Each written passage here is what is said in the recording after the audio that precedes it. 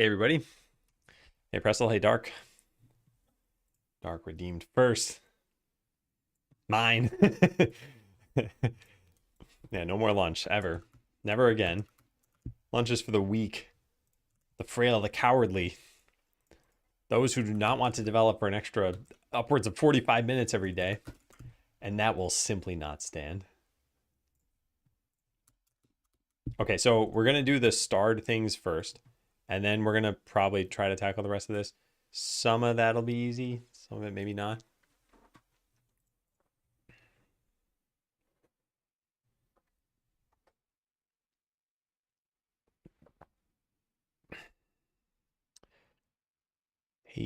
I'm probably going to pronounce your name wrong. Niger Yalabi Effendi. Not sure. Anyway, let me know how to pronounce your name. And hi, welcome to the stream. Consider making the garbage slime offer even more money, but maybe take longer to get fully hungry. Yeah, this shouldn't be too bad to do. It's just changing these values here. Hey, Kevin. Max hunger is fine. Hunger reduction on item drop off. Maybe that should be a little bit more. I don't know. I don't know how I feel about that one. But the value should probably be changed. Turkish nickname, hard to pronounce. Is there a short form of this I can call you? Like Yefendi? Looking at it here.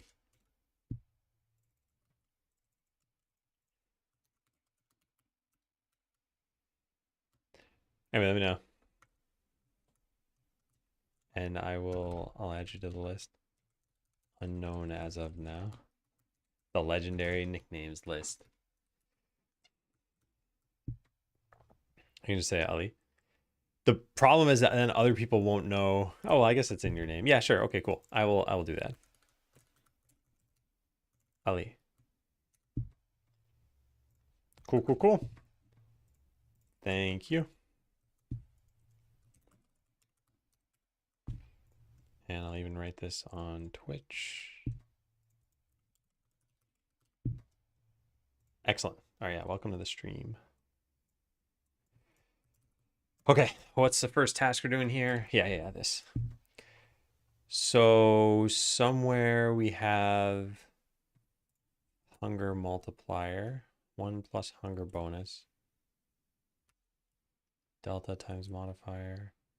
This is how quickly it restores hunger. I don't know how much I want to slow this down by. Shall lurk because I got some tasks to do. There's a universe where these tasks get done by themselves. They got done by themselves because I didn't eat lunch. All right, take care, Pressel. Hope you enjoy the stream. So this is the rate. You're getting 3% of the missing hunger back every second. So it's what, 40 seconds? Is that what we said? I think I had this written down somewhere. We'll just figure it out again. It's not that hard. Okay, so what do you start at? You don't actually start at 0, but let's say you start at 0. So let's say let hunger equals 0, const max hunger equals 100, int num iterations or num ticks or something like that equal to 0. So while hunger is less than max hunger, num ticks plus plus, and we want to apply this.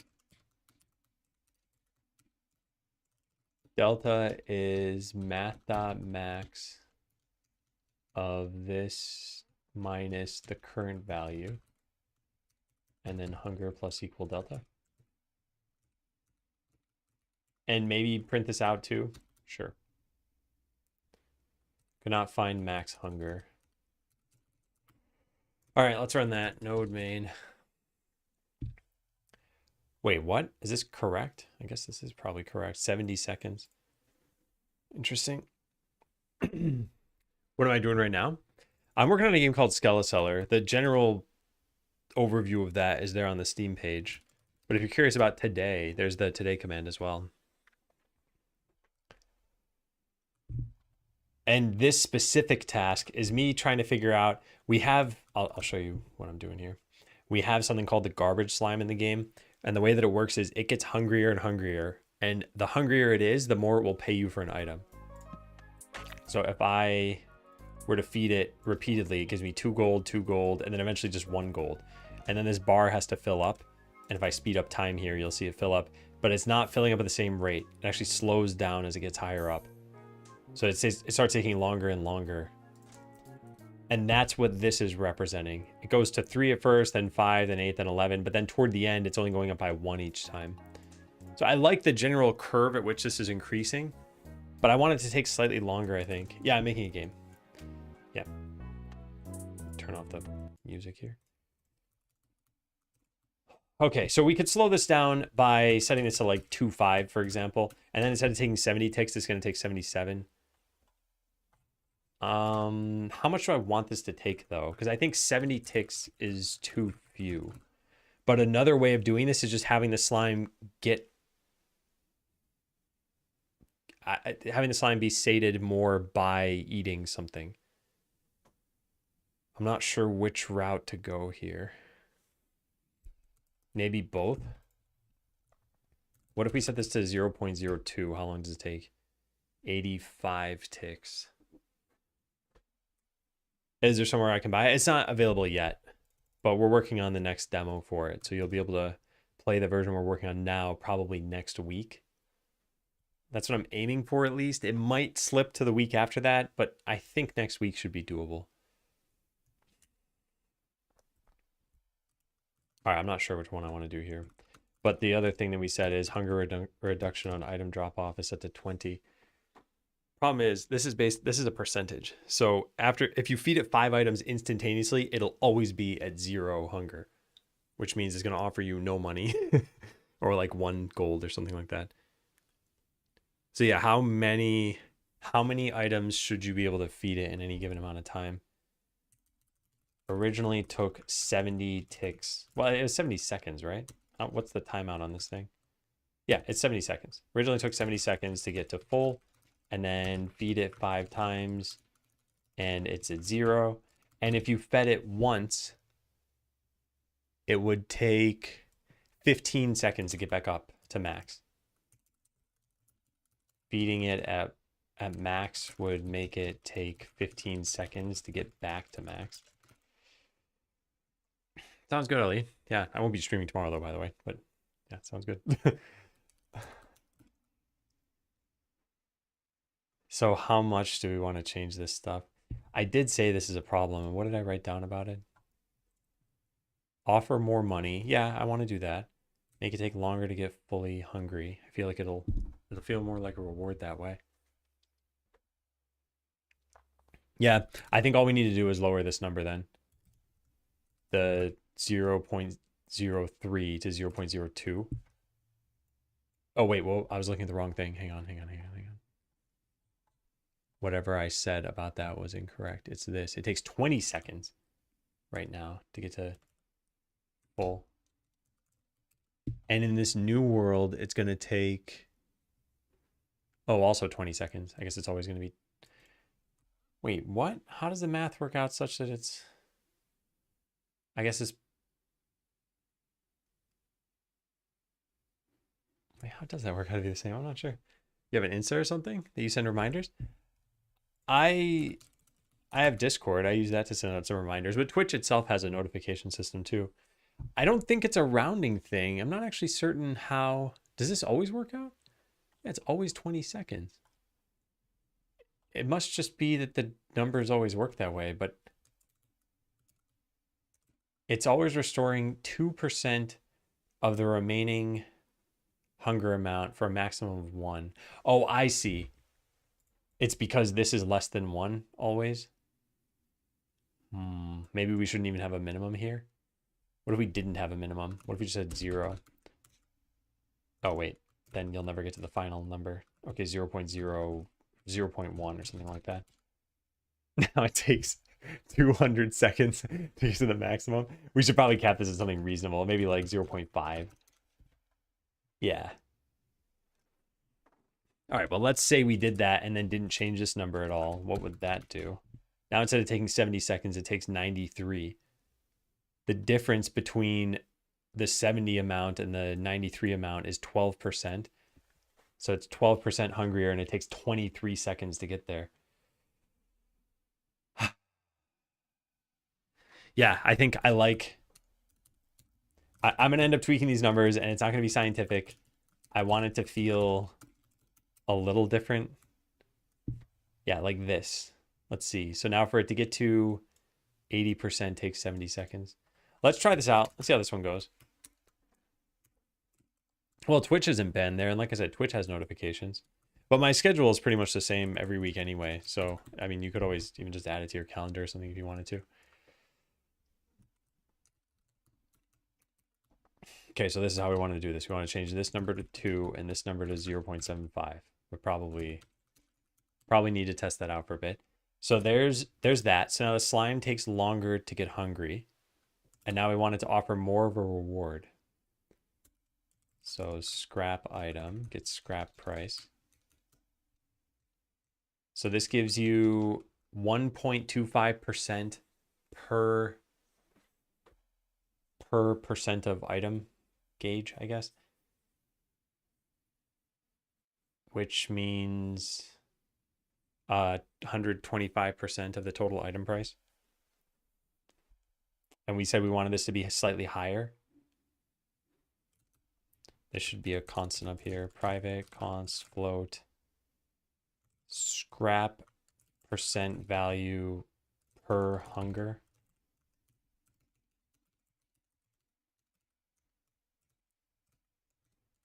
Was that supposed to be a double? It was supposed to be a double.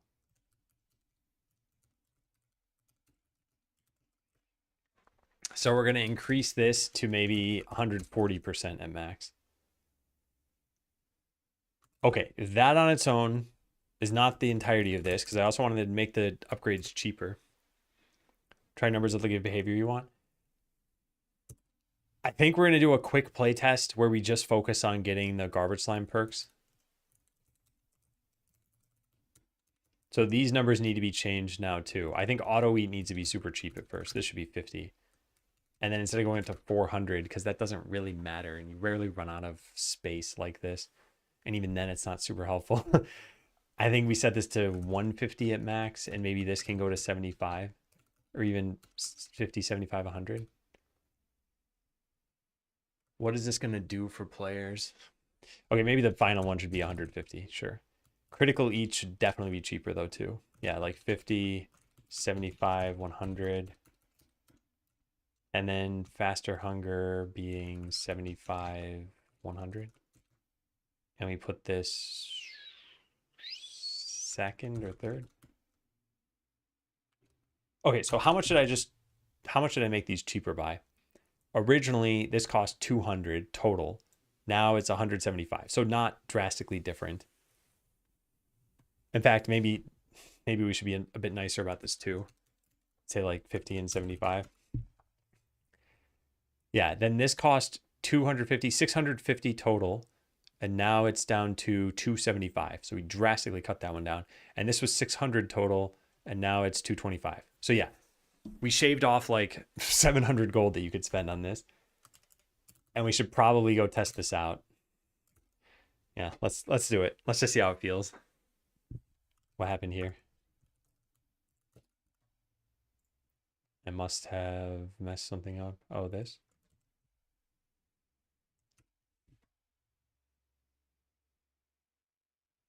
I don't know if it was that, but the game runs now.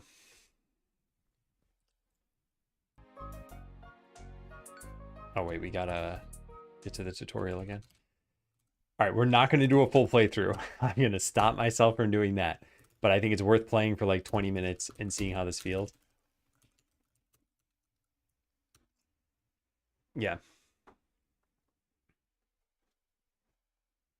In fact, I should probably start a timer or something. We start a stopwatch. I'll go through this stuff really fast while I get the stopwatch up and running. All right, go fight. All right, stopwatch is started. Gonna publish it on Steam. Yeah, I already shared the Steam page with you earlier.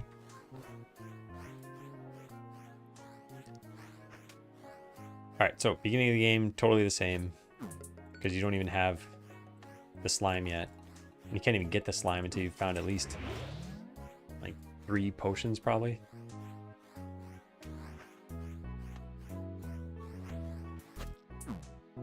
Yeah, there's the second. That's not going to disappear either. No cheating. Actually, yeah, I should be cheating a little bit, huh? Because we don't need to do everything exactly how we were doing it. We still haven't found enough potions for the garbage slime to even be purchasable. Oh, and I'm going to lose the battle? Oh my god, I actually lost. I don't think this ever happened. Wow. Well, let's speed that up.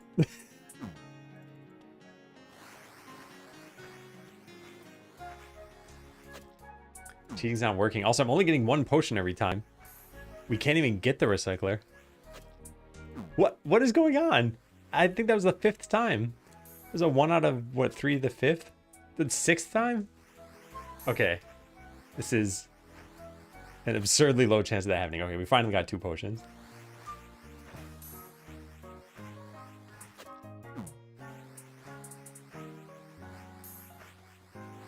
There we go. All right, so now we can unlock the slime. Hooray. So now we can't speed it up anymore because I want to see what it actually feels like. So if I feed this, is going to give me 3 gold right now. It's so nice seeing these only cost 50. It's pretty cool. And they still might not be worth it for players to buy, but at least they're not super expensive. Now it's only worth 2 gold. I gotta wait for it to be more. Yeah, anti-cheat. If you pirate the game, you just don't get any items. So it does feel like it's taking longer to give me money. I should probably let this get up to max. Like we can cheat in Cheat Engine. You can cheat even easier than that. You can just modify your save file. Does it anti-cheat? No, no reason to.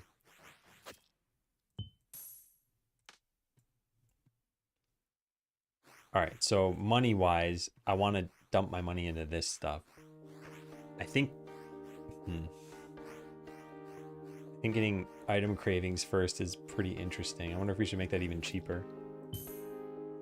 I purposely am trying to get this thing up to maximum hunger, which means we have nothing else we can use these potions for.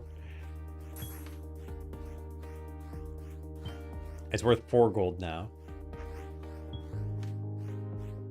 I guess we could just unlock increased appetite first. What we really need is more customers. We only have 2, and the other one wasn't even in town. It's offering still 4 gold. I want it to get to the point where it's going to offer its max, which might be 4. I'm not actually. It's going to be 1.4 times 3, so it'll be 4.2. So it won't actually go higher than this. Oh no! Wait, what?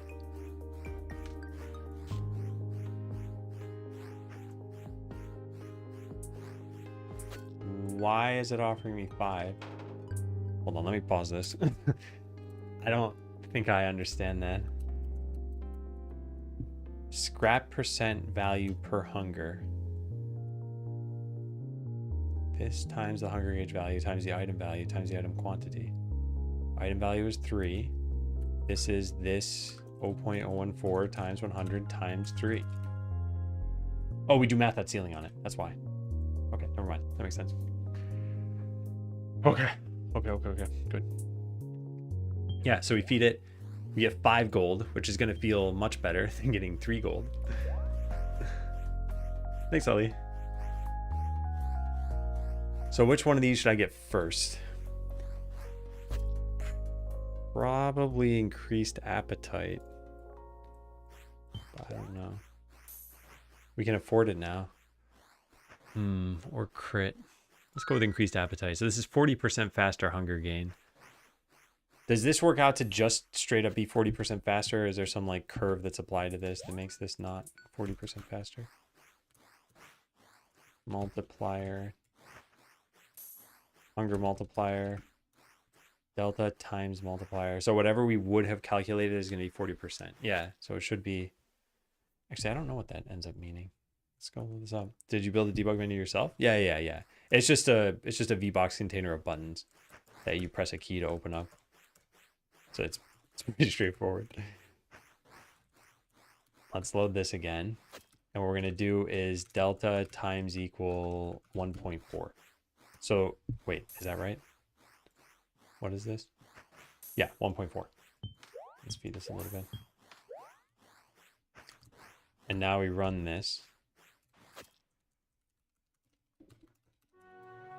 And it takes 71 ticks instead of 99. 71 divided by 99 times 100. Yeah, I should have realized. Of course, it's about 71%. So it's 30% faster. And then the next level is times 1.8, which brings it down to 55.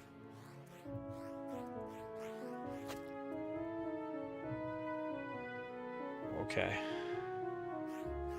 What are those tick things? It's every second the slime gets a little bit hungrier, and it's how hungry it's getting at any time, basically. I think this is fine. It means it takes now 71 seconds to get to max. Yeah, I think this is fine. Oh, that's a bug. I think we might already have this written down, though. I think we do. I'll just take a picture anyway. Okay, so now let's get item cravings. So now it can critically eat. I need to write this down if we don't already have this somewhere. Contextual tip. I'll just file an issue. I could have sworn I had something about this somewhere. Contextual tip can show on top of menus. I'm nearly positive that I already filed this issue somewhere. We gotta sell these things. Ooh, critical eat, 7 gold. Yeah, this is so much better. Because it feels like you're actually doing something with these items now. We should unlock the rogue next, or the mage. Why is it at 70? I mean, no one's gonna notice, because it's not like this is a timer. And if you sat there and counted exactly that it took 71 seconds, you'd probably be like, I'm probably off by 1. And no one's going to do that anyway. Yeah, this is great. How much is it adding in terms of value? 75% bonus? Ooh, I don't know about that.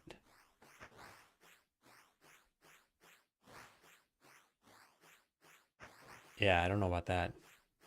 I think even just having it give you a 25% bonus would probably feel good. Or maybe 50%. Hey, Clarkio. Welcome in. Thanks for the raid. How was the stream? I saw you on YouTube somehow. I think in an ad. Yeah, it was an ad. Do you know what I'm talking about? And thanks for the resub. Welcome back. Me? Yeah, I'm pretty sure.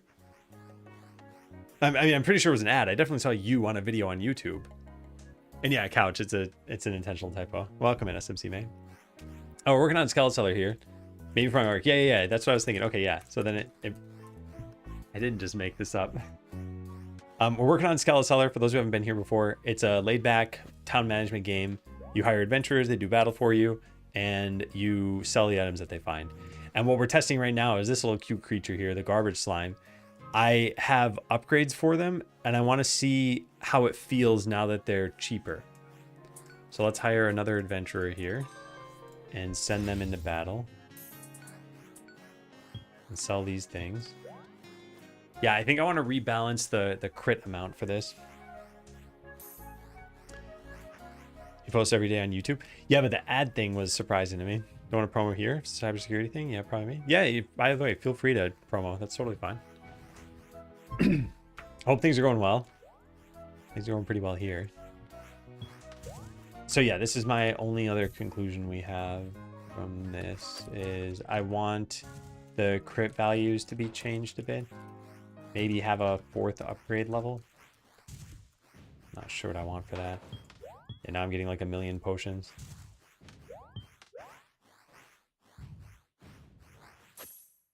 Let's turn that on. So now it'll automatically eat stuff, which is not necessarily a good thing. Been following along from afar. Nice, nice, nice. Yeah, we're hoping to get another demo out next week. And I don't want to spend too long testing this specific thing, but it's been 10 minutes so far. Whoops. Okay, I accidentally reset the stopwatch. It's been 10 minutes. I'm starting another stopwatch. I don't want it to go beyond 10 more minutes. Unfortunately, we're not getting a lot of items, and I'm not going to try to even beat the next boss. So I don't have to spend too much money. Oh, it's automatically eating.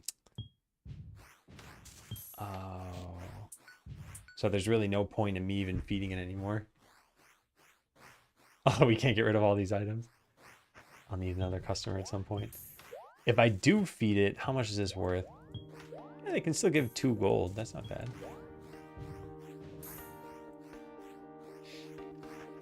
I designed what myself? I didn't draw the sprites, if that's what you mean. Hey, I4Fi. How you doing? Haven't seen you in a very long time. A lot of people are popping in after a long time. What's been up?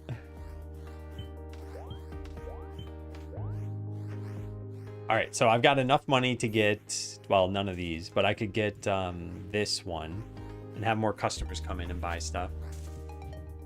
It is tempting, and if I were playing the game for real, I would do that. But let's get these upgrades and just see how they feel. They're not very expensive, that's the thing. I'm expecting you to max out the garbage slime early on in the game. It's not critically eating any of these. All right, so what's the next reasonable thing? Probably this one. Yeah, so now it'll get hungrier faster.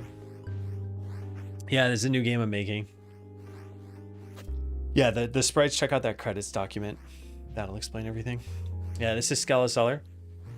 It's been in development for about a year. And it helped launch my rap career.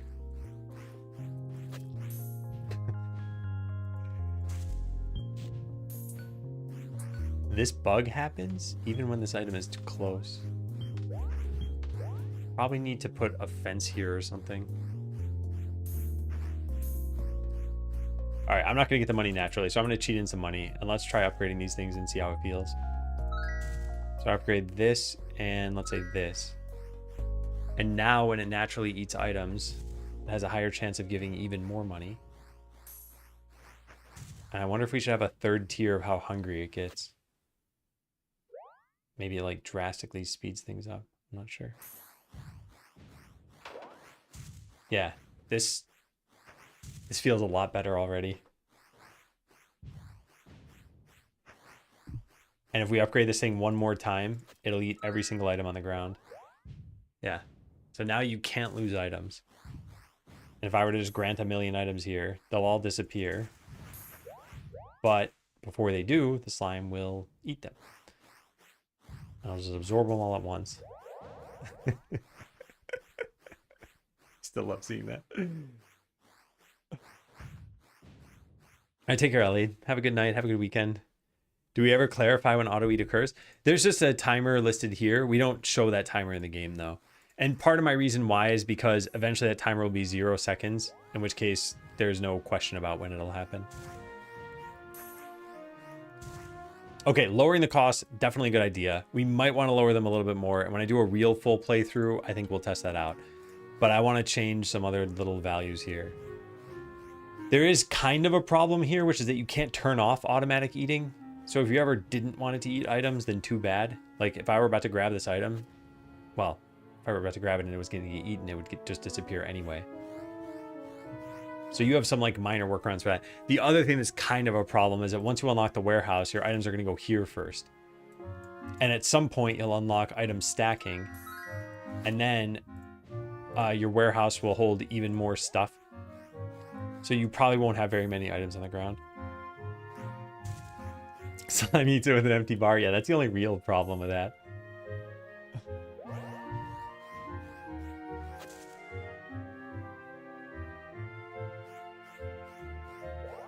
Yeah, this is looking good.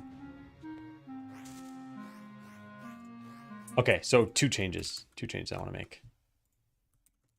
want there to be another hunger level. So we figured out that it's going to be these number of ticks each time. What if we have the hunger go up to 2.2? How many ticks is that? 45? That's not really that significant. Maybe we have the next one, the final one, jump to like 2.5. Then it'd be 40. It's still not really that significant. 40 of 2.5.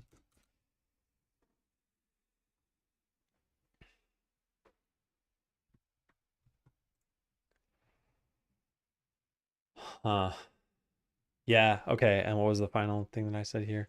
Crit values to be changed a bit. Let's go look at those. So where is it? Slime crit? I don't know what it's called. Critical eats. So there's a 15% chance for a 75% bonus to the items. Okay, let's just copy paste these and let's change them to 50% at first. And then we used to get you up to 125%. How should we get you there now? You know what? No, let's go on the super nice side of this and let's just have it give you 50% per level. So now instead of capping you at 125%, oh wait, no, I guess this isn't super nice. We're starting you a little lower than normal. Yeah, okay, let's try that. I think that's still fine. And 50% is still going to feel like a nice boost at the beginning of the game. All right, so there was that change. That's done. We said maybe a 4th upgrade level. Do I want a 4th one? I don't think I want the chance getting much higher, if at all. No, I think let's keep it at that for now. And then another hunger level. What is that one called? Faster hunger. Faster hunger. So we could have this go way up. But I think that's probably fine. And then we just need to find the recycler perks and give that another number here. Maybe 100 as well. I think this is... I want to turn these even lower.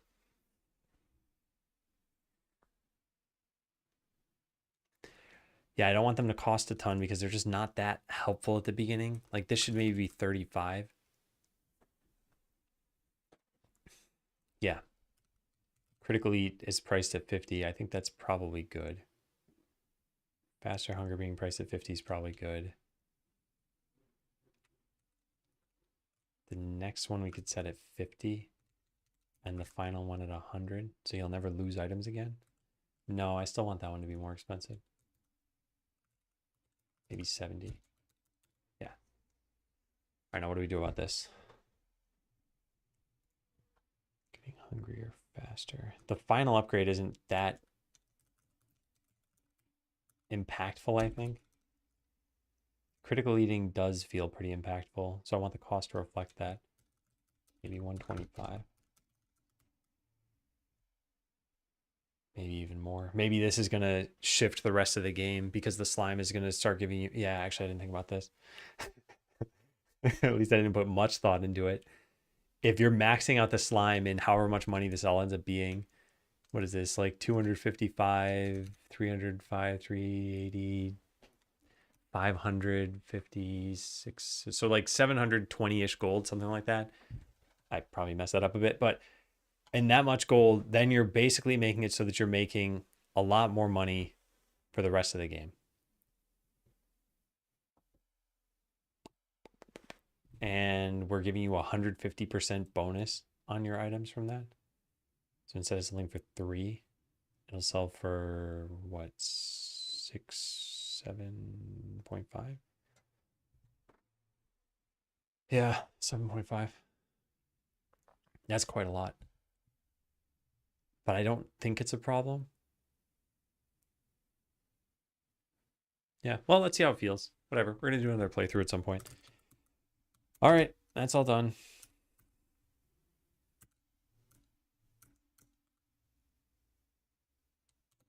Okay.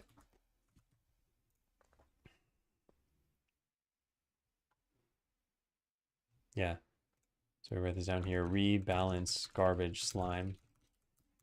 At the beginning of the game. Wait, what did I say? Oh yeah, I want customers to matter more rather than having players only interact with the slime. So the slime takes longer to get hungry. However, it will now offer more money per hunger and the perks are cheaper. If the perks are cheaper though, doesn't that mean that you're not going to go with customers at all?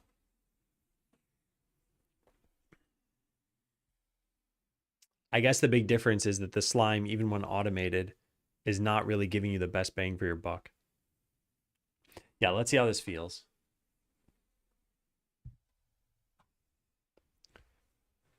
There's going to be 20% extra to everything they eat. Yeah. Wait, what? Isn't it 45% times 1.5? Shouldn't it be 70% extra? Yeah, it should be. Or did you mean the old values?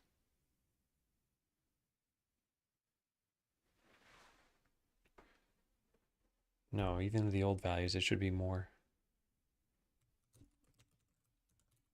Because you multiply the chance by the multiplier, and that's the average expected value.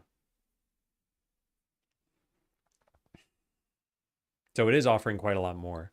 And it's going to be more than customers are going to give you. But you need to spend the money and then you need the slime to actually eat this thing.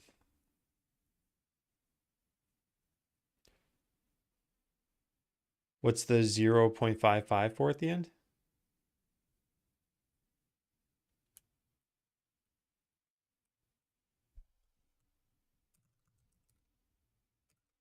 Should be this times this. Wait, this is the bonus that it gives you?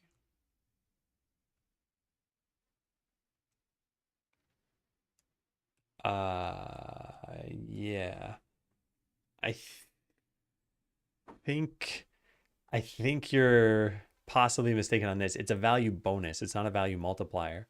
So you actually have to add 1 to this. So it's actually a 45% chance they multiply by 2.5.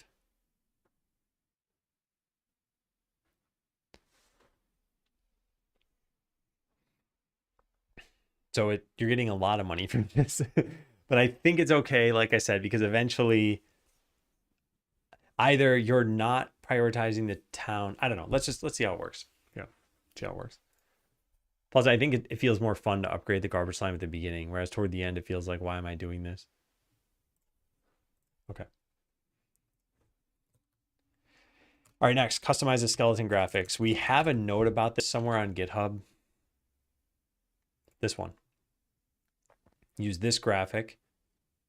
Let me copy this over to here. I think I have this saved already. I think it might even be in the game folder. Let me take a look. Game assets, characters, main worker and worker. Yeah, we already have this. All right, so it's in the game. Well, it's in the game folder. That doesn't mean we're using it though. Make sure only the primary character uses it. Clone worker should get the plain ones. Believe we can do this without adding a new component. Just change this so that it bases which sprite to use based on the number of workers.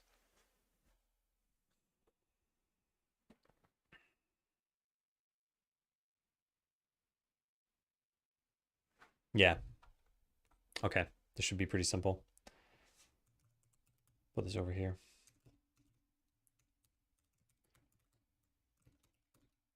All right. Where do we create workers? The town, I guess. Create worker. Yeah, it even takes in the town. This should be very easy. All right, so we initialize the instance here. We give it this stuff. This has a baked in sprite, and we need to change that. I guess that's the part that's going to make this a little bit tougher, is I don't know where we have those animations. We might not even have them at all. Facing down. Yeah, we don't have them. So we need a different sprite frames altogether.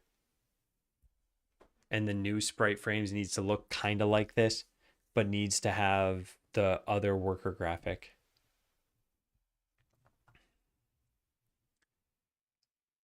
I wonder if there's an easy way to just swap this stuff out. I mean, we could just save this. Save as. Where do we put our TRES files? Game scenes resources. We should probably put it in there then, huh? Making them in code would work. I think it'd be more tedious. Plus, we'll probably never modify these again. Game scenes resources. Are we just putting this wherever? We probably are just putting this wherever. Maybe in town, NPCs. Yeah, let's put it there. Okay, so this is going to be, what do we call this? Cloned worker. Maybe like regular skeleton. Sprite frames. Yeah. Okay, but now I want to undo that. Can we not undo that? Okay, fine. Then I guess we'll save two. And we'll save this as main skeleton sprite frames. Don't we already do it for customers or very similar? We have fewer graphics for them because they don't have separate hands. So they just have walking animations. But yes, we do. And maybe it wouldn't be that hard to do this.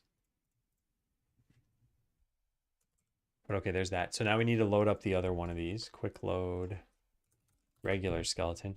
And we need to load these from the other location. Assets, characters, worker. Okay, so this is what, 16 by 20? And these are the facing down with the hands. Oh, we need a different hand sprite as well. Okay, yeah. Do we have that? Maybe we don't have that. I could just make one myself, I guess. Make a custom hands sprite and use the new sprite. This is facing down with the hand. So we click that. It should look the same. Yep. And then we added one more of this frame. There. Frame duration was the same, so we can just delete. Cool. Now we need to do that another million times. How fun. And yeah, all right, so now it's the facing down like that. Delete all these. Copy, paste. Facing left, this is the one with the hands. I mean, it's not going to take too terribly long, but it is a little tedious. Copy, paste that. Delete.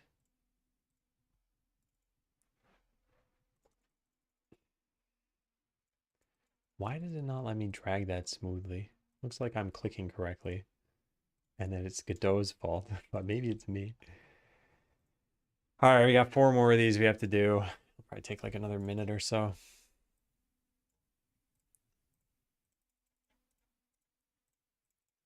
There, 3 left.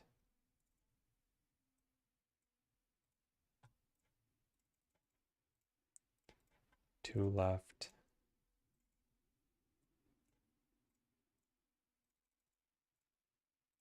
And 1.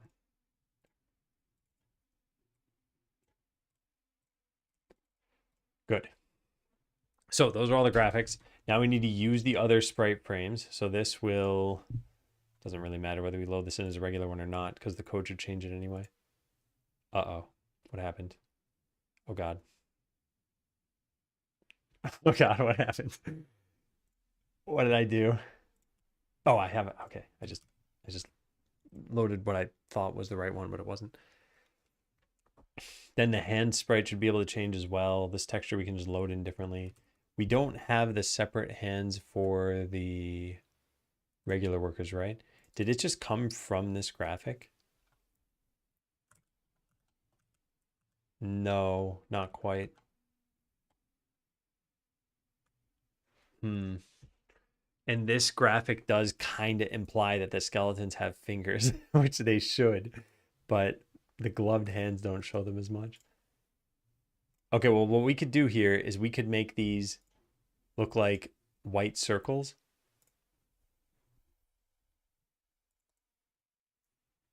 Can I easily do that myself? Not probably that well. But it's just got to look like that. In fact, I guess we could just color pick and take the borders of these and maybe get it to look close enough.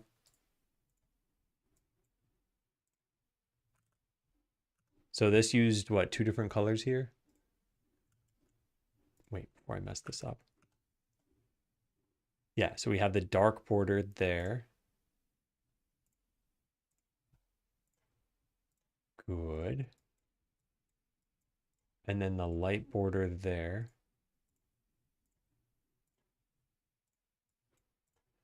And then the inside colors, there are 2 of them. There's the darker one and the lighter one.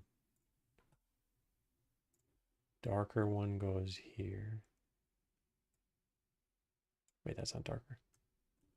The lighter one goes there. What's the primary color of this?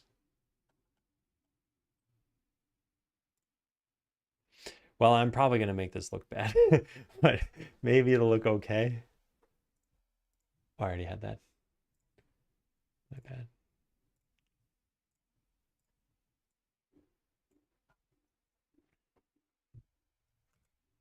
Yeah, that might look okay. All right, let's apply the same thing over here. But now we can just color pick within this file.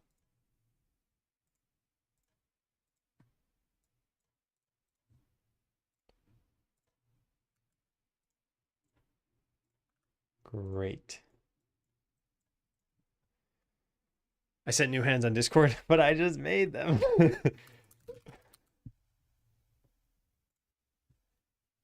All right, let's save this. And let's figure out which ones look better.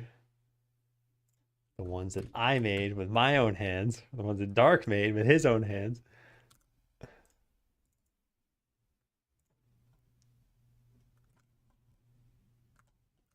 Wait a second, these are very similar.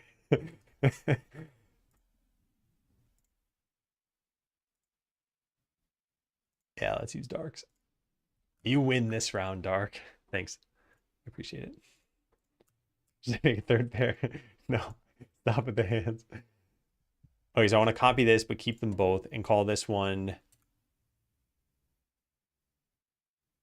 regular worker hands. Yeah.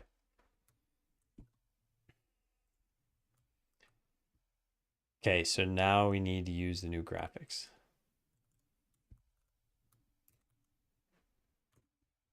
A handy bunch. And sprite. This is on walking entity. Worker should initialize this. It does. And in this case, what we want to do is if this is the primary worker. So let's just do a is primary worker here.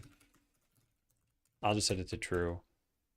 And then we want to change the hand sprite graphic. Oh, this comes from the animated sprite component. Yuck.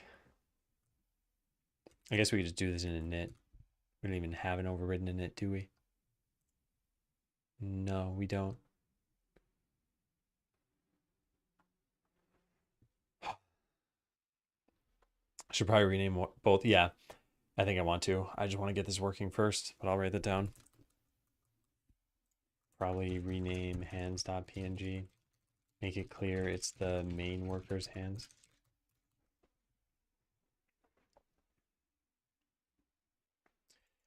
All right, well, we can fetch this thing. I could actually just do this here. ECS.getComponent, animated sprite component on an instance. And then get its hand sprite. This does not have a setter as far as I know. No, it doesn't. We can just make it a setter. There. Hand sprite equals. So we actually just want to change the texture, don't we? In which case, I guess this could be set to init.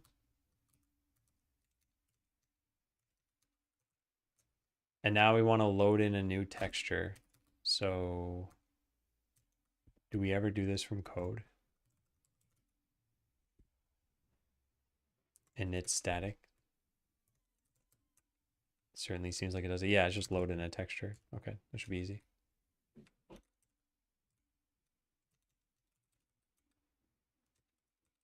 Oh. Right there. All right, the path is going to be, I'm just going to hard code this for now. Where is it? It's assets, characters, regular worker hands. Or it is, we know this exists. Or it is the other one, whatever it is primary worker equals true. String hands sprite path. If it's the primary one, it's just hands.png, I think. Yeah.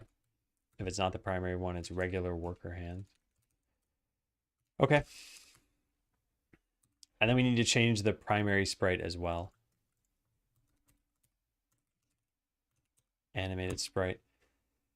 We probably have to trim this too.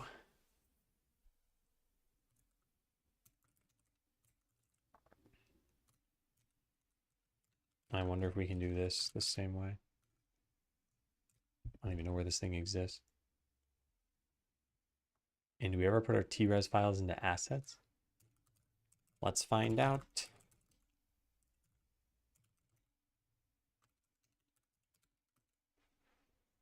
Apparently we do. So I should probably do that, huh? So there are 2 resources folders? Yeah, one in scenes and one in assets. Oh, and then one in source as well. Why is that one there? What, does tree not work when you, what? Huh. Oh, there's nothing in it. Oh. I didn't expect that. Tree was working. It had nothing to show. All right, I deleted that. Yeah, so we have two resources folders. I'll write that down too. Maybe move the new TRES to the assets folder instead of, what's the other one? Scenes. But for now, I don't care. All right, so where did our new TRES thing go? I put it in scenes resources, and then I think towns. What happened?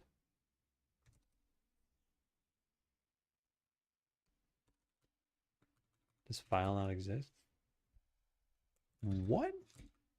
Oh, because there's no more resources folder. How do you get out of this state? Yeah, now I'm in the trash. Okay, fine. Whatever. All right, so where was I trying to go? Scenes, resources, town.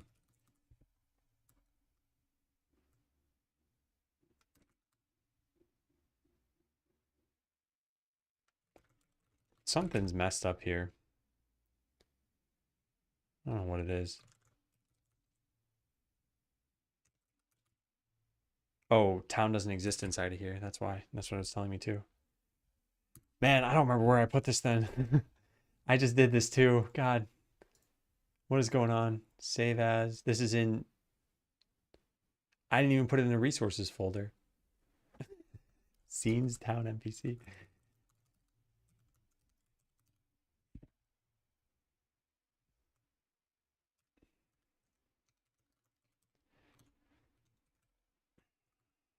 Okay. Well, that was silly. Scenes, town, NPC. Not like that. So there's the main one and the regular one. Yeah, fine. I guess I'll put a string here for this stuff, huh?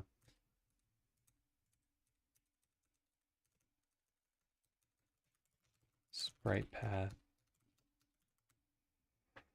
Okay, so it's the primary one, then we want this one. If it is the other one, then we want regular skeleton sprite brand. Yep. So this is always set to true. So let's just set it to false for right now and see what happens. it should give us the skeleton graphic we were previously not using. And we need to make sure the hands look correct in all these cases. It might need to be clipped as well, although we don't ever outline the worker, I guess. Saying value cannot be null. What did we screw up here? Oh, I see. This hasn't been initialized? No, it has been initialized. Oh, it hasn't been added to the scene yet. So create worker needs to be called a little bit differently, huh? We need to pass in the node where we're going to add this. Workers node. And then call that from here. Parent. So initialize it, add it. And this will just be instance. And that should fix it.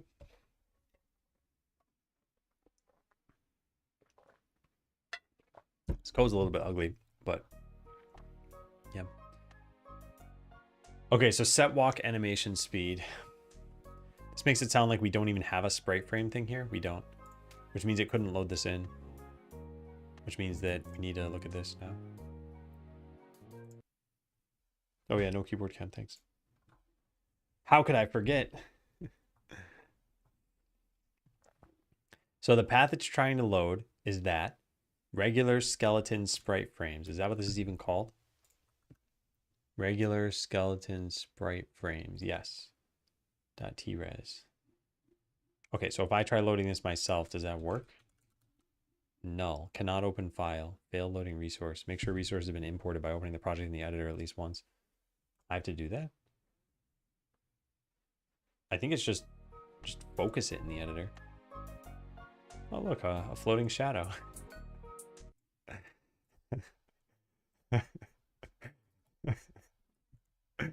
And 413 errors. All right, what are you? There's no animation with name facing right. Yeah, I don't believe you. Quick load in the regular skeleton. Facing right is right there.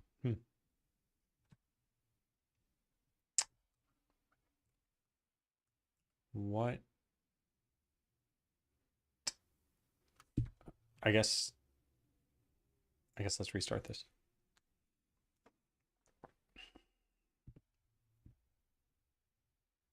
So if I load this in, we'll end up with a sprite frames.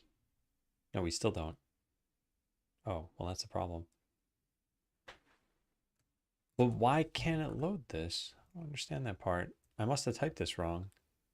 Scenes, oh, pluralized town. I thought it was pluralized. Somewhere else in the code base we do that. Possibly in a namespace. Okay. So much for double checking the file path. All right, how are we looking now? Nice. Is it gonna start to animate? No. I don't know why it's not animating. We're loading in the sprite frames. It should have autoplay set on it. Yeah, this is set to autoplay. And I don't think loading in a sprite frames will turn this off, will it? Set sprite frames value. It might, and we might need to call play on this. I'm not actually sure. AST.animated sprite.play. It doesn't really matter what I pick for this, facing down. Yeah.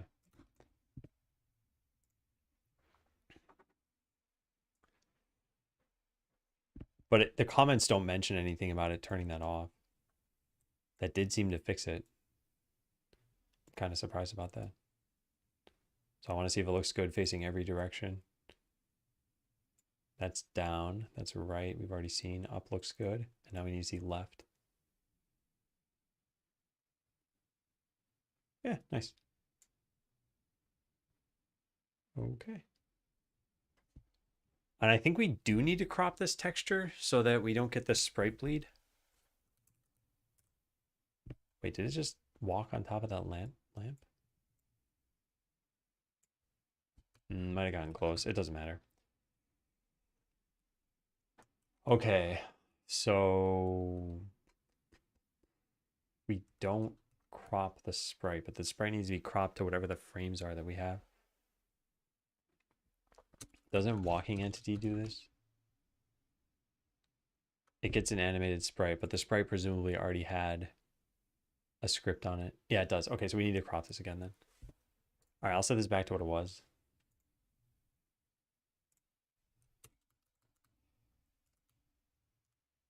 And we'll do this from inside worker. ASC.animated sprite.crop.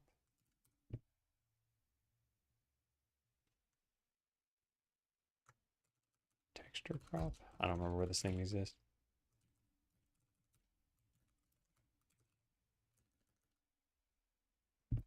It's an extension somewhere. It's probably called texture extensions. There it is, to crop texture.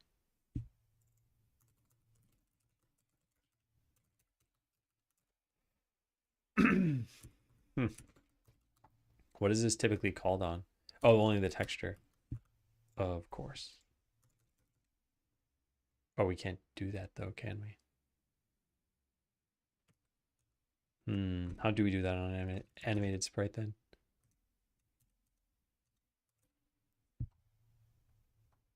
Texture 2D.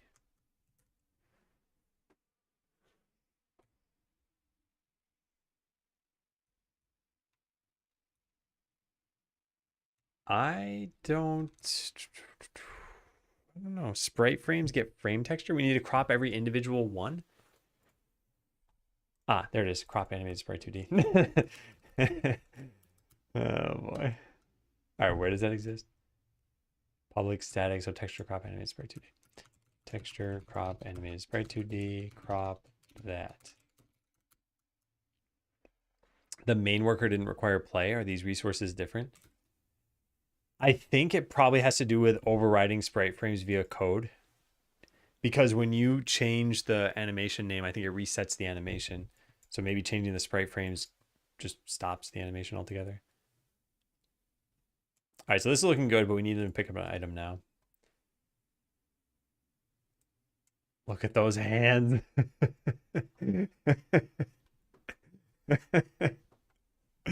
I love it. Okay, so now let's try with actually having a primary skeleton or not. So I guess we can just check is it's a primary one if the parent dot get child count equals 1. There.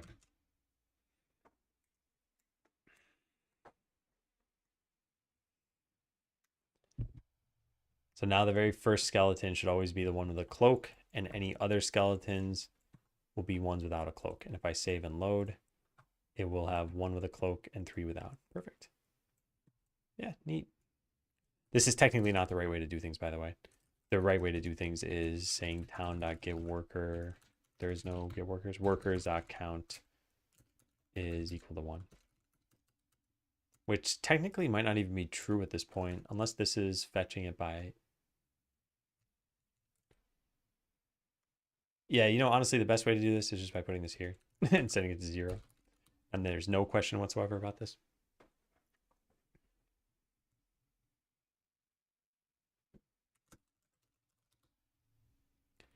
Animation name.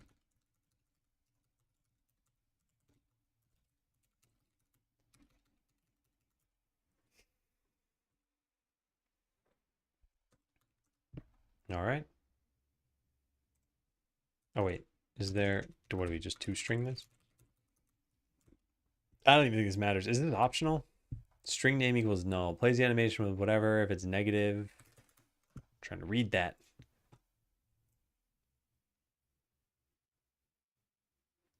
Assigned animation will resume playing if it was paused. Yeah, so I think we just call play with this. And then delete this. All right, that should do it. That should do it. So we added some workers. They're all animating. We have our one with a cloak. It's animating. We can give them items.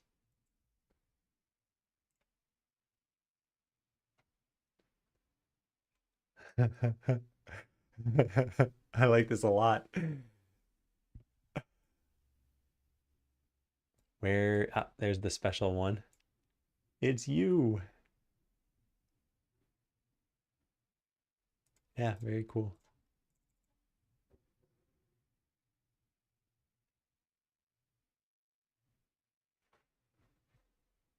The Skeleswarm.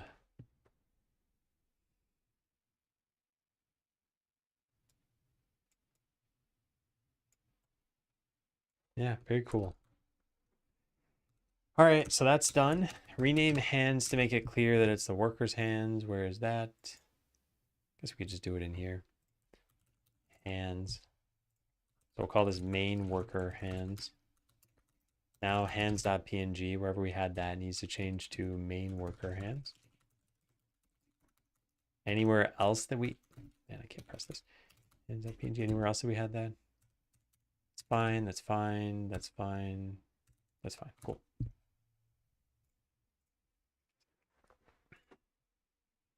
All right, that one's done. And then maybe move this to the assets folder instead of scenes. I think it makes more sense. What do we have in there? Skeleseller, game, what is it? Resources, asset, resources, world.tres. I guess just tree this whole thing, right? Enchanter. Yeah, I think it belongs in here. I mean, it's sprite frames. Yeah, of course it belongs in here. Okay, let's go move that.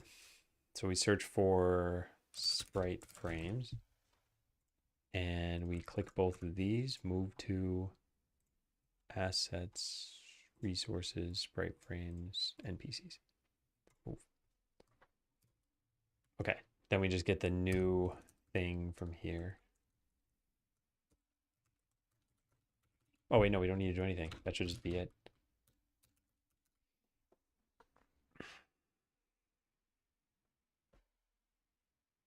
Okay, pretty good. This broke.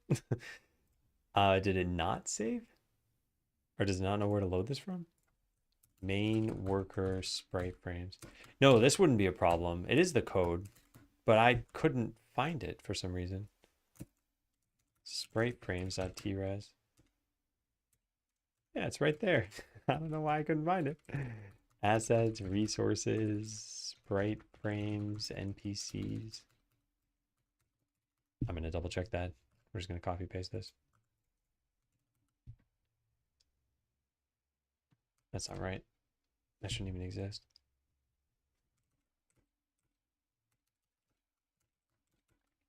Sprite frames, NPCs. Yeah, that's got to be right now.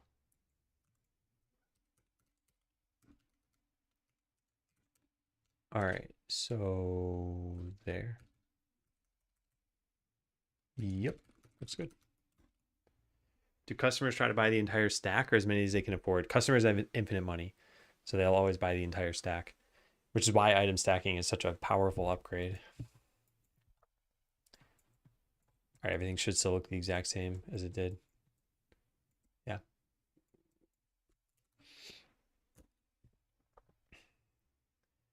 Okay, that was that. We have fixed this issue. Done and done and done. Perfect. Perfect. Use regular skeleton graphics. Darkstorm made the regular hands graphic. Fixes this.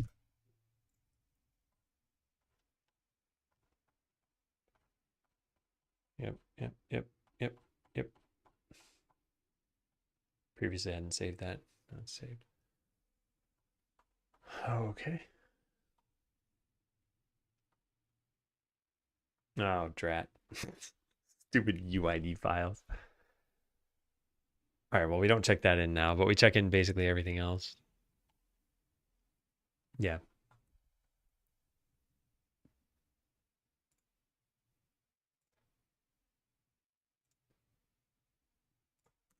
Add missing UID file.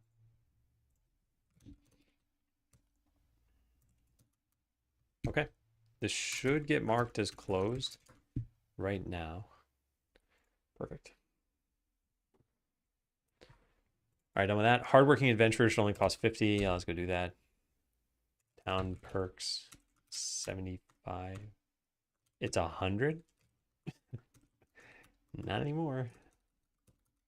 Now it's 50. Now you'll actually hopefully think about it. Reduce cost of hard-working adventurers. I've changed this a couple times now.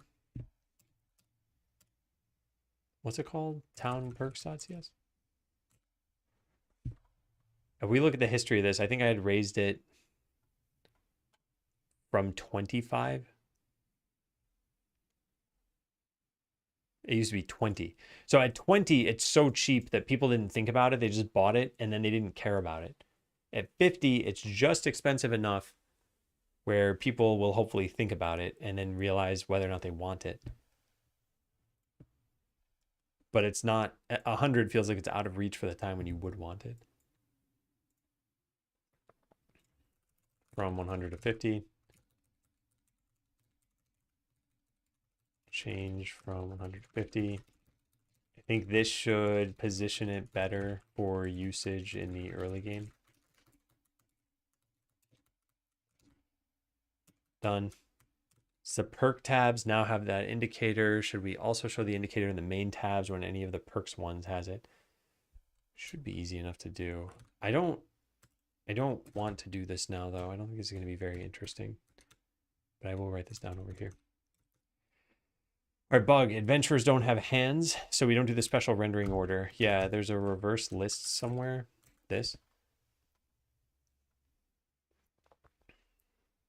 So we do need to reorder these sprites based on the animation. All right. Let me lower my desk.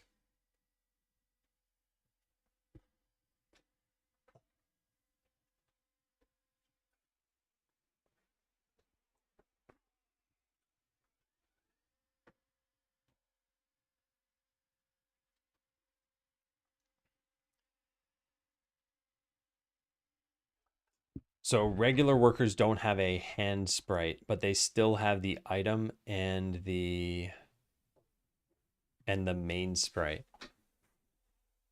So we still want an array of those, and we want to sort these in a certain way.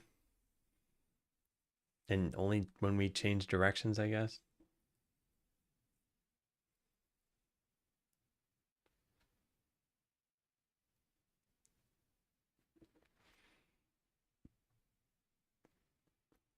And we're just going to cut this out. So I guess just swap all this code.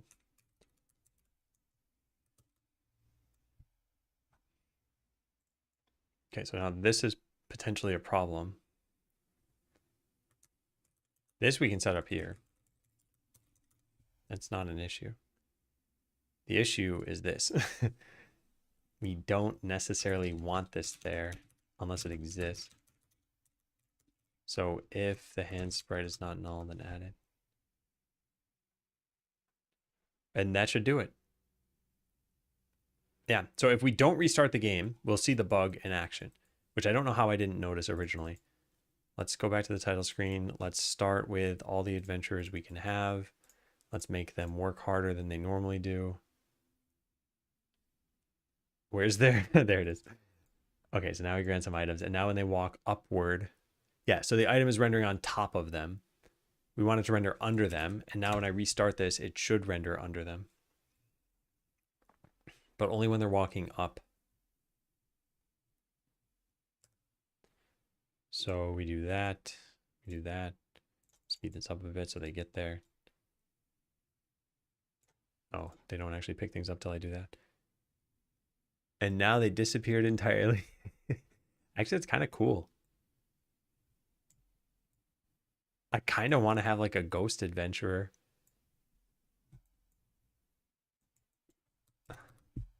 It's obviously not intentional. I didn't want to do that. So what did we break? Do we see the breakage here? Facing up, holding it. Oh, yeah, that's why. Tret.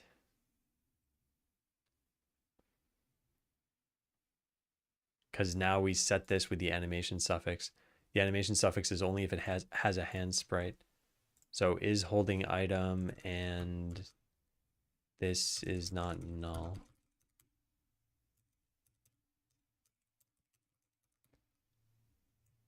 Okay, that might do it.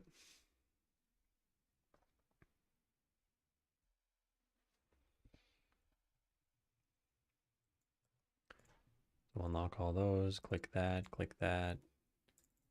have them run around. All right, yeah, nice. The moving left, it shows on top of them, yeah. So this is working. The only thing that looks a little weird about this, and I don't think we're ever going to change this, is they do have hands and their hands are at their side. So we need to have a set of sprites that doesn't have them with hands and then does have them with hands. And maybe before launching the game, we do something like that, but no one's ever commented on it. And when you're zoomed out, it's not even really obvious that that's even potentially wrong. Actually, maybe the reason no one's commented on it is because no one uses their adventurers as workers. It's probably the real reason. But whatever, we fix this problem. Render adventurers holding items correctly. Or fix rendering of adventurers holding items. Before this, the item would always draw on top of the adventurer, even when the adventurer was walking upwards. Okay.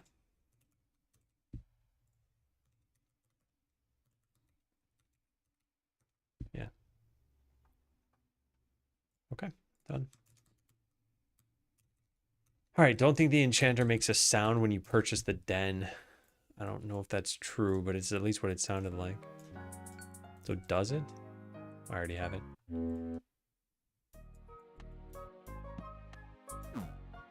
It doesn't make a sound. Like they made like a bonk sound there. All right, let's turn this down. And then go find out where we build that enchanter den. We don't do it here. Maybe in the enchanter sign. Create base.build. That's strange. Where does the sound get played from then? Is it supposed to be here? Yes. So what else does this, I guess? Yeah, the sound bug is one thing, but it's also not playing a sound for building this. Whereas if we build the garbage slime, we do hear the little squish sound. And if we build this, we hear the building sound. So I think it's just that we need to put it into each individual function. Oh, this is why. We used to inherit from build and upgrade sign, and this plays the build building sound. But then we changed it so it doesn't inherit from that, and we just stopped playing this sound. All right, well, there, that fixes it. It's still going to play the bonk sound. But like I said, that's a slightly different problem.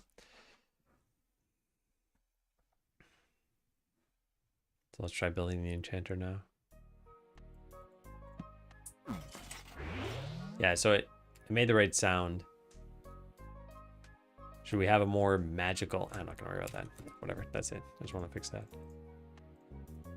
Play sound when building the enchanter. It's the same sound as building anything else. But it wasn't playing because we used to inherit from, what, build and upgrade sign? Yeah. Where that code existed. Where the sound used to play from.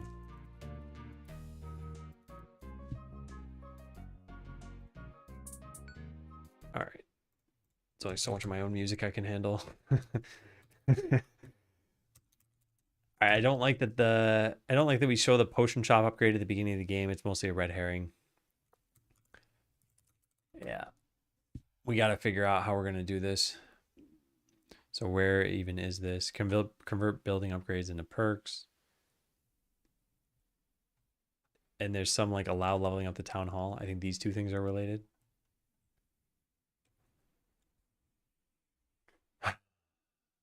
And 720, what is that? Oh, that's fine. All right, let's at least read what I wrote before I start passing judgment here. While working on farming, I realized that we now have two kinds of upgrades on the farm. Perks, which affect things like which kind of crops will grow, and the farm size, which will remove rocks from the farm to give you access to the arable land. Normally, we do the first with a perk board and the second with an upgrade sign, but I didn't want there to be two methods. Then it made me think that maybe upgrade signs shouldn't exist. Building signs still should, though. Rationale, the buildings menu would only show new buildings, not upgrades. New buildings are more exciting, I meant to say. And with upgrades gone from that menu, the button will only highlight green when you have something exciting. The UI of upgrading via a sign is worse. You have to click a sign, move the mouse in the middle of the screen. Can't see how much future upgrades will cost. Let's fix our navigation issues. All right, this is all pretty compelling except for one thing.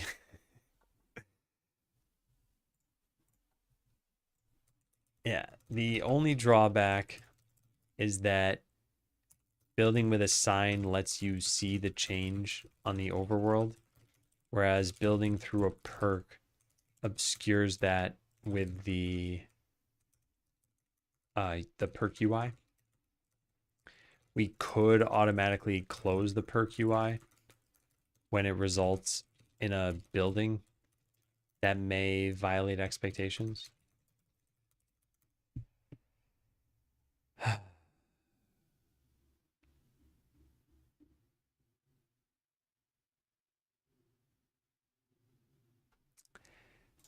Honestly, it's kind of minor. We already do it for the farm. I don't love it, but it's not the worst thing in the world. So these rocks, when you go to clear them, I mean, you can have the camera show a little bit of it, but if I click this, it's going to create smoke over here and clear out the rocks. But if you have it right in the middle of the screen and you upgrade that, you can hardly even tell that there was smoke under there. And you might have zoomed in even further or zoomed out even further. So now it just would be invisible completely. Yeah, you click this and it's like, what did I just do? What happened? Then all of a sudden your farm is clear and you're not sure why. I still think we should probably get rid of upgrade signs. The other thing we could do is we could make it so that the perk doesn't take effect until you close this menu. I don't think that's probably expected either.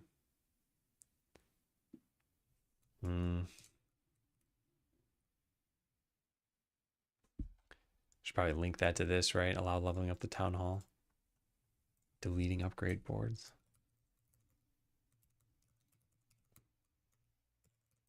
Tackle that. All right, let me think about this.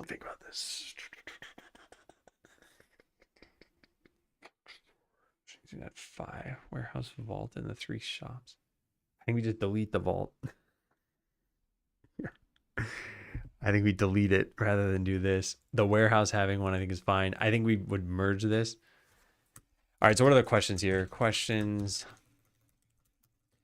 Should we have a perks board for every single building? Or should we merge them into a single perks board? Is that the only question? What other perks can we add for this?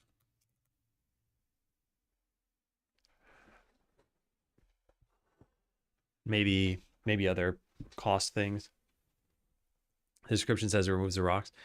Yeah, but with the town hall, we'll probably eventually have a perk that says like upgrades the town hall. And it'll be clear that you've upgraded it and you'll eventually see new perks, but then you won't get to appreciate that there's a new building. I mean, you'll see it, I guess, but you might not see the transition. Like I said, it's not the end of the world. It's not a huge deal.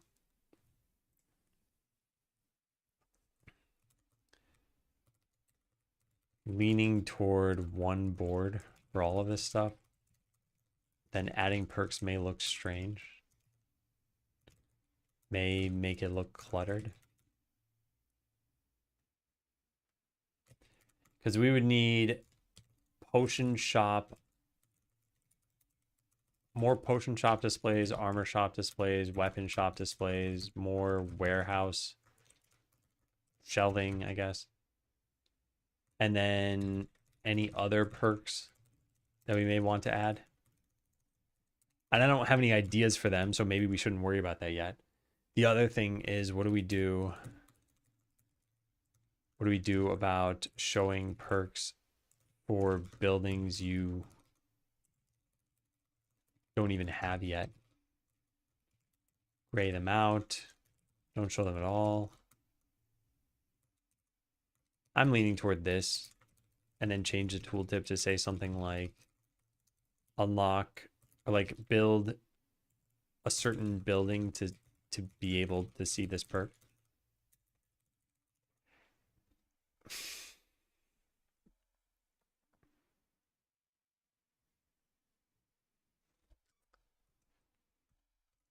Yeah. There's another downside to not having a sign.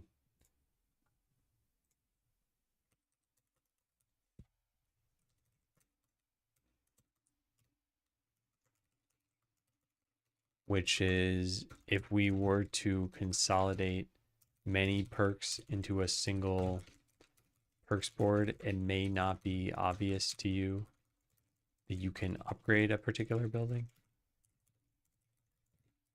Potion shop won't have, yeah. Oh, I'm torn. I'm so torn.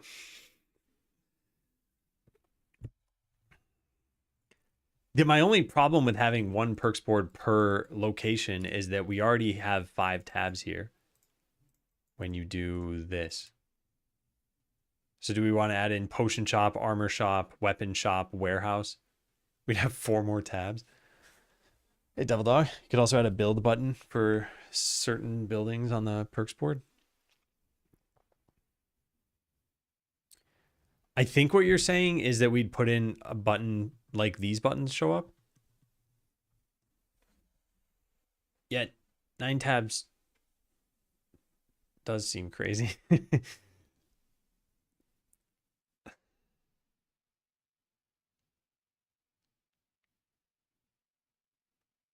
And we, yeah. Was not yet built. They could build it from the perks board. Yeah. That's what the idea was originally. Yeah. That you'd have something here. Either it would say something like potion shop and you click it, or it just says like all buildings or something like that, and you click that, and then you see something like build more displays. Building upgrades, including shops, could go into the town perks board, but that board should have sections. But how many tabs do we want to have? We already have 3 sets of tabs that, or 3 tabs at the top, and then a set of tabs here too. Are we going to split town further into like items, or sorry, potions, not potions, sorry, shops versus general town things? We could just have this be scrollable.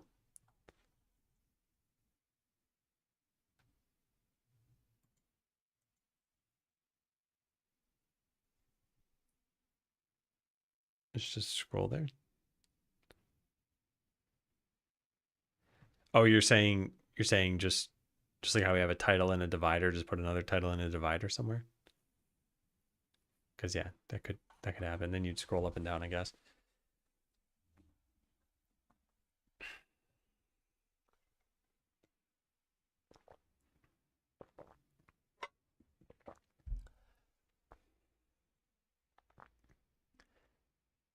Hmm.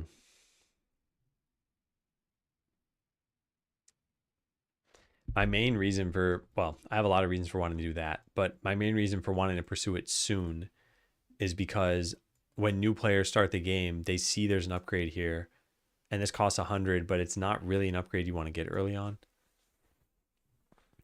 I think we just ignore this for now.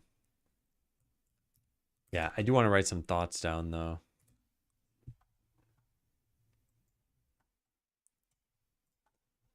Let's write this down. We probably should consolidate perks into a single location. Oh, you know what I never thought of?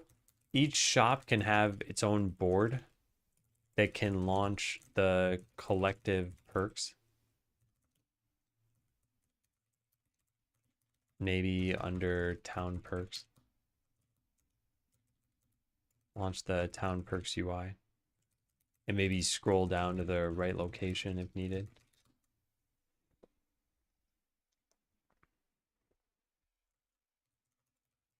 Otherwise, we'll end up with like 10 tabs for perks, which is too much.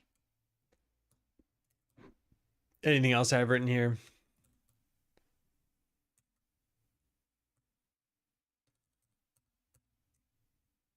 Yeah.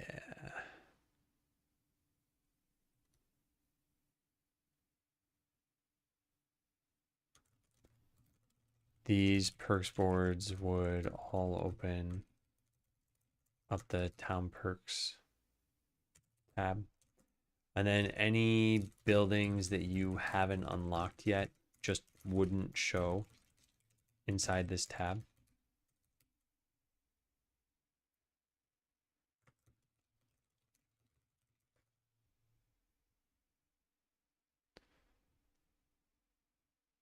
I think having like 10 tabs is probably a bad idea, but I don't know. We'll probably have to test it. Might be a stretch, but the perks board could be a map with the perk icons above each location instead of the tabs the way they are now. That would probably require some custom art. Like for the map we have here almost. I don't have a perks board open, so I can't open this. And not all of them are associated with a specific location. Like this one is just customers move faster. There's no thing on the map where we could do that. If it were just for building stuff, then we could potentially have it. But even then, not every perk is going to be, actually very few perks will be for building stuff. Right now it's just the shops, the warehouse. I guess if you call it building, then the farm rocks and eventually the town hall upgrade. So like maybe 6 perks out of like 50.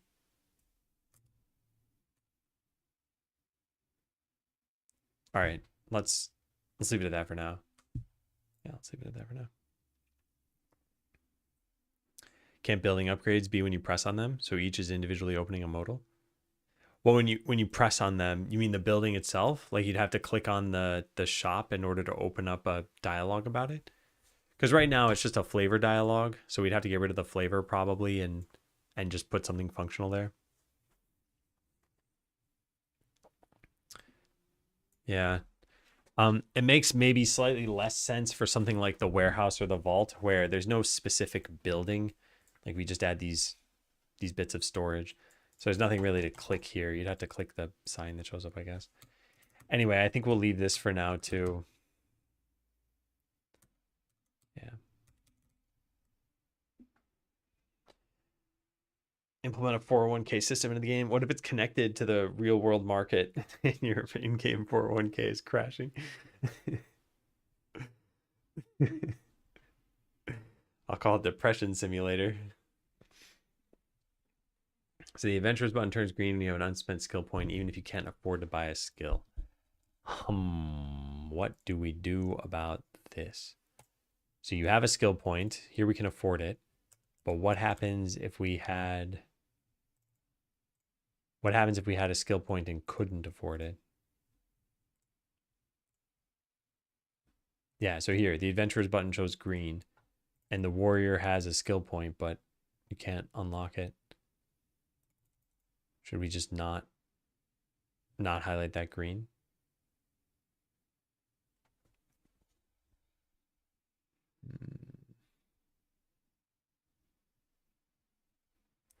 Two trades from the game. It's the first SEC regulated game.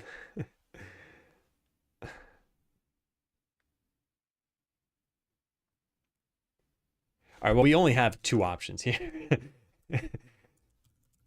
We either highlight the button green only when you have a skill point, or when you both have a skill point and can afford and can use it. But using it could mean buying the thing, because just buying the skill isn't interesting. Maybe we just keep it as is. Yeah, it says you have 1 adventure with an unspent skill point. I'm going to leave it as is. All right, bug, click an item. This is something we got to file for later. This doesn't even require having 2 items in existence. Probably going to need to refactor how item dragging works entirely for that to get fixed. Probably need item, whoops, typed S instead of T.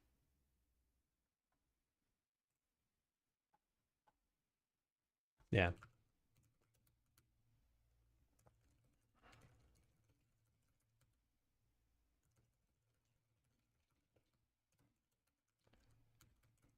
All right. Keep an eye on reach level 2 to unlock your skills. Yeah, I don't like this. When you're new to the game and you see that you've got a skill section, but you can't access it, and you see reach level 2, you're not going to know how to reach level 2. Maybe the level up button shows? I'm actually not sure. No, it doesn't show. But even if it did, which how do we get to show like that? Even if it did, well, at this point, I guess it'd be fine. But yeah, I think we're going to change this. I think this is going to be conditional. I like the idea that we had here. If you haven't beat the ogre yet, it says defeat the ogre before being able to unlock your skills. And if you have beat them, then it says you need the farm to be able to unlock them. All right, let's go do that. So this is an adventurer's panel. Adventurer's panel. Where's the label? There it is. Okay, set via code.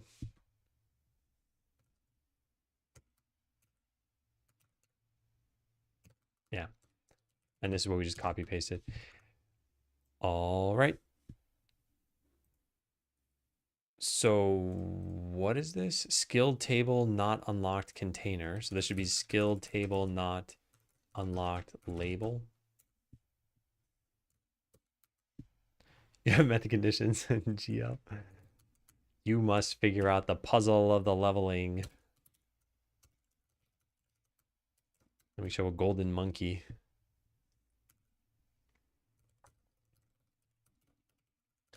Is this just a label or is this a rich text label? It's rich text. Which makes sense. I didn't need to look at that to figure that out.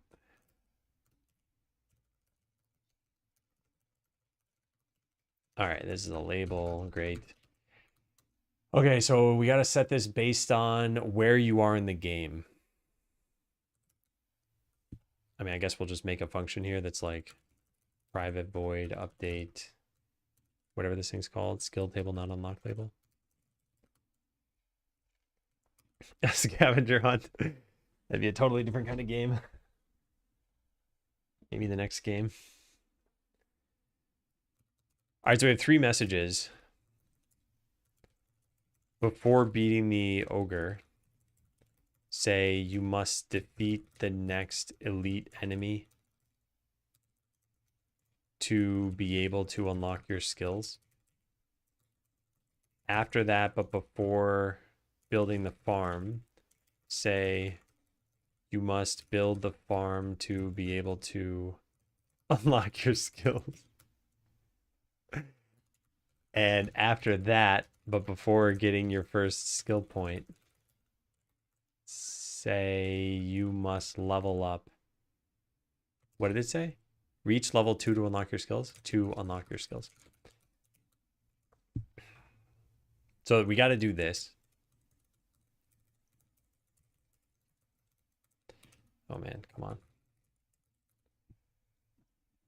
And we got to call this function whenever one of these things changes.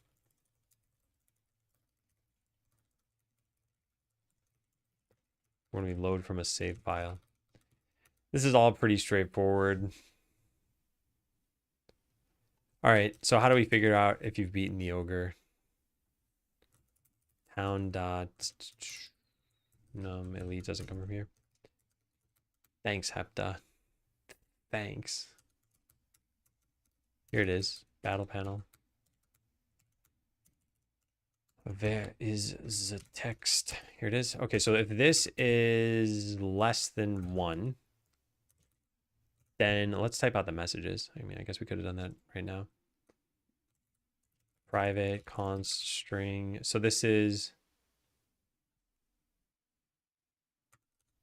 unlock skills by beating elite. You must defeat the next elite enemy to be able to unlock your skills. Unlock skills by building the farm. You must build the farm to be able to unlock your skills. And unlock skills by leveling up. You must level up to unlock your skills. Perfect. This is why AI is great. Because I didn't need to write those another time. Only the steps you have access to show up. Others are ciphered or something. I think we could do that. I'm not going to go above and beyond for this because I suspect that some people will not look at this and see multiple messages.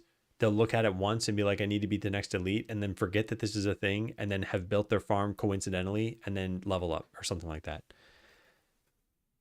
And if they are following along, then sure, they'll feel like they're being strung along, but it is teaching you how to do this, and then you'll just never see it again.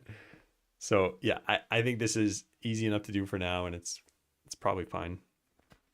But yeah, we'll see. Maybe someone gets frustrated. Table flips. So the label needs to always have, I guess let's just get a string message here. This message might not even exist anymore, right? Don't we hide the entire container at some point?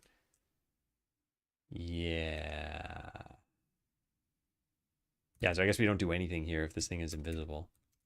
If skill table not unlock container dot visible. If it's not visible, return. Otherwise, get a message. So this is going to be this. I copy that. Equals that. This is where the message goes.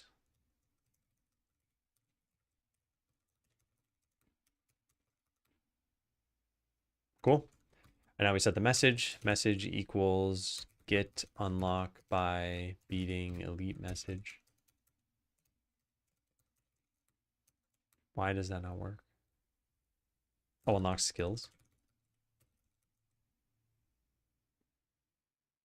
I think there's another problem stopping this from working. Because this is supposed to get auto-created, but maybe I typed this wrong. C# localized messages. Get messaging. No, that should be right. Huh. What am I doing wrong here? Strange. Oh, it's messages dot. Okay, yeah, my bad. All right, there. Now I broke VS Code. So let's reload the whole thing. All right, so that's one thing. The next thing is if you haven't unlocked the farm, this is pretty easy.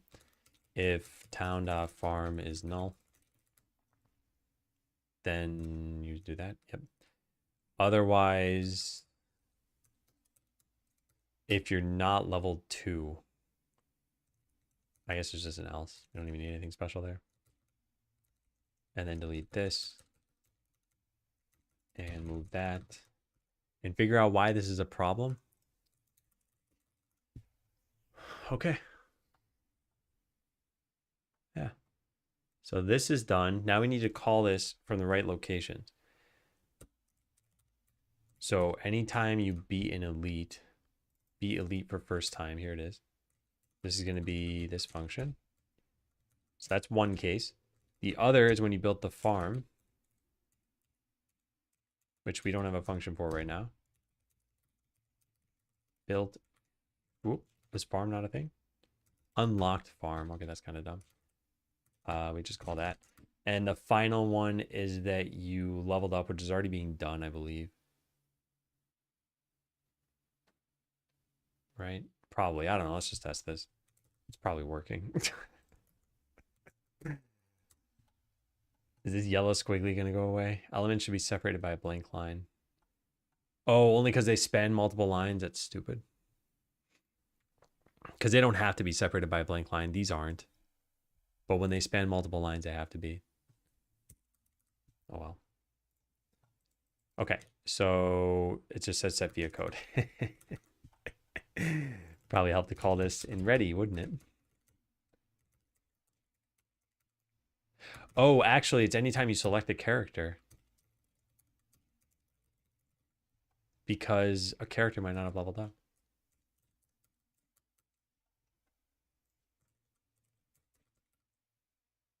There.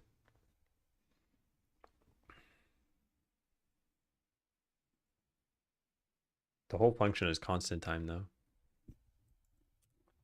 All right, you must defeat the next elite enemy to be able to unlock your skills. So now let's save and load. Cool, still says that. Now let's go beat the next elite enemy. I don't have the money. Wait, no, I do have the money. What is the meaning of this? Why is this? Oh, I haven't beaten the forest. Oh my God, I forgot I changed that. I'm not reading the text because I thought, never mind, it doesn't matter. Okay, so now we defeat this. And now it says you must build the farm to be able to unlock your skills. And that's when I flip my table over and my computer comes tumbling to the ground. But still, let's save and load and make sure that still says the same thing. Yep. So now we go unlock the farm and we're like, now we finally get it, right? And now it says unlock this skill using the button at the bottom. That is incorrect. Incorrect. Should say the thing about reaching level 2, but that should have already been the case. What did we used to do here? No, no, no, not this file.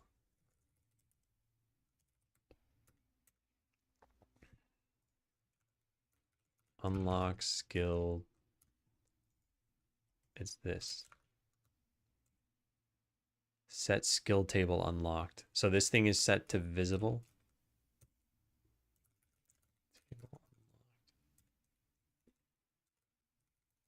And when do we call this? When you get the farm? No, it's not when you get the farm. When your level's greater than 1. How is this working? Well, well, well. All right, let's put a breakpoint here.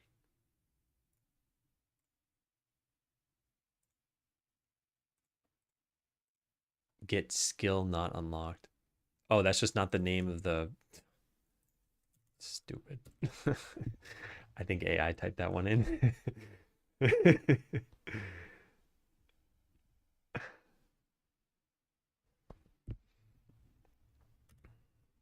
All right, defeat the next elite enemy. I didn't save, did I? I might have. Yeah, you must build the farm. Okay, let's build the farm. Now it says you must level up to unlock your skills.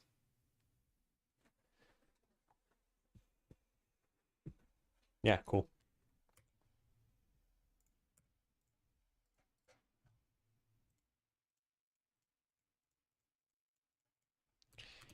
All right, just change the text a little bit, I guess.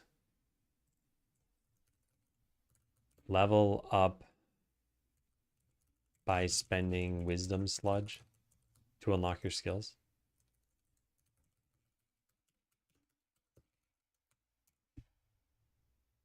Yeah, that'll look better. And then this should say build the farm to be able to unlock your skills. And this should say defeat. Yeah, so they'll all be phrased imperatively. And that makes them slightly more succinct too. Defeat the next elite enemy to be able to unlock your skills. Yeah. So we go do that.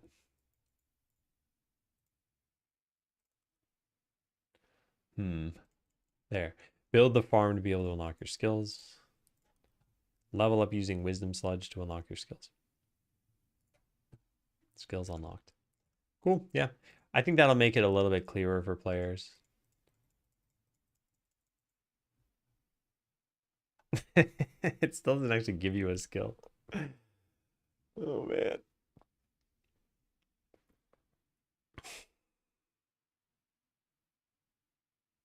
Oh, well. All right. That's what I wanted to do.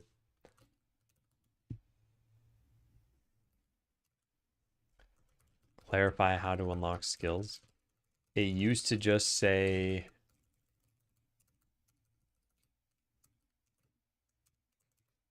reach level 2 to unlock your skills. But in order to reach level 2, you first need to defeat the ogre and build the farm.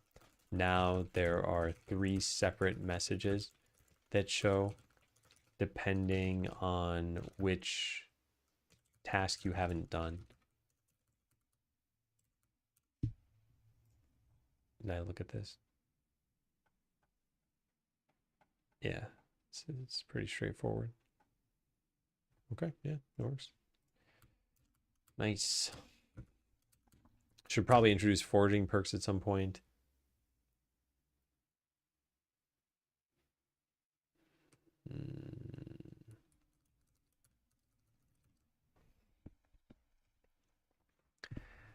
Okay, so the idea here was there are apples on these trees. We never wait, are those the same as a tomato graphic? I'm just realizing now that maybe they are.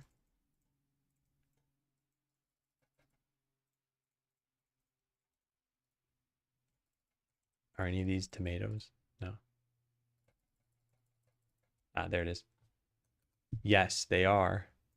They're exactly the same. Foraging tomatoes off of trees? This simply won't do. Yeah, they're the same graph. Actually, are they exactly the same? No, they're slightly different, actually. Yeah, let me put them side by side.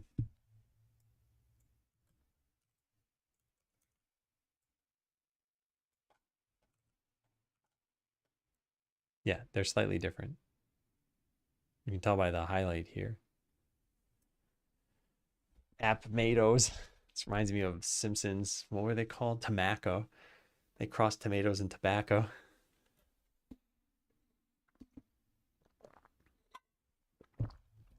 All right, well, as long as these look different, that's okay. Well, they're very similar. Yeah, so what should the perks be for foraging? I think I have some notes written somewhere about this. Forage. Wait, I don't have it written down.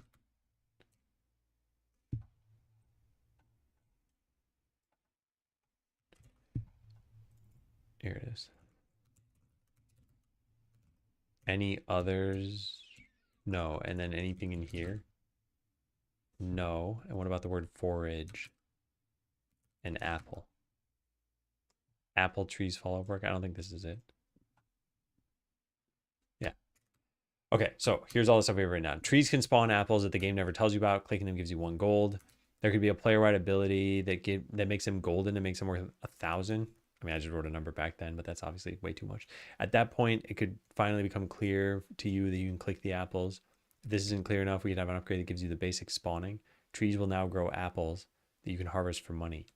Probably need to make it clear that you have to harvest them. We could make workers do it though. Instead of clicking on the item to give you gold, place the item in a shop. We'll have it be sold for the gold. You know, I kind of want to retheme this a little bit so the trees just grow money on them. Animal Crossing did this though. Money trees. Yeah. Maybe I don't want to do that because these look like you should click them, whereas an apple tree doesn't look like you should click it.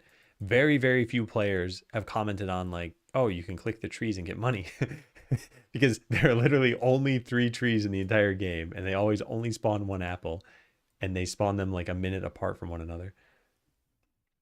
So that's it. No more apples. You just got 3 gold and now you have to wait. So the idea here was you unlock, I guess, the farm, and then the farm has some foraging perks, and the foraging perks start with something like apples can spawn on trees, maybe, and then apples are worth more money. This isn't really interesting, though. Maybe an NPC should just tell you about this.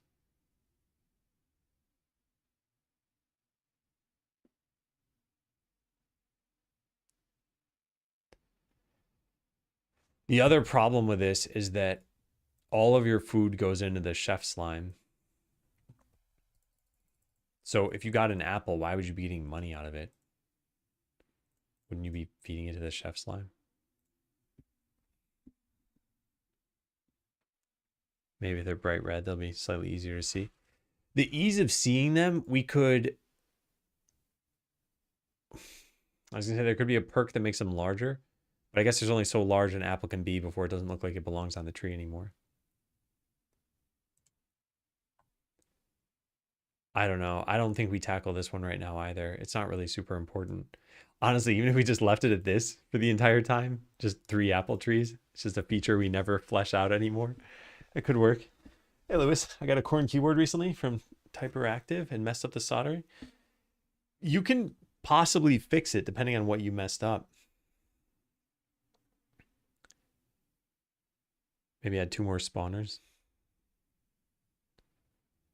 Could be worth more gold. I think it's probably worth considering what is this for? And I guess I think of it in a couple little ways. It's like a small, delightful feature. And it's for players playing the game again who want a tiny edge on other players.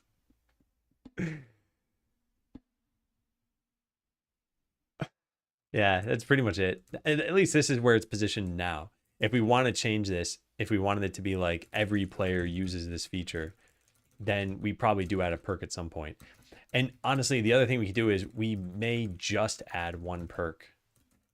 It costs 1 gold and makes the apples worth, I don't know, 10 gold. So now the first apple you click is going to be, it's going to have paid off. But the important thing is just telling you can do this. That's all. It's for aging. Ha ha ha. I see. Juicebox Hero is frantically writing this down as a new programming language to make. Yes, for aging. Yes, and the for loops get older and older as you write them. I almost read that, Dark. I almost read that. Hey, no, Fleet, I'm Sam. Sorry. Picking 100 apples, upgrade them to golden apples. Yeah, we could do something like that. I think we probably just stick to 1 perk here, and it's just for awareness. I want there to be a single perk, probably on the farm, that makes them worth 10 gold. The perk could cost 1 gold. It's really just to raise awareness about this for future playthroughs.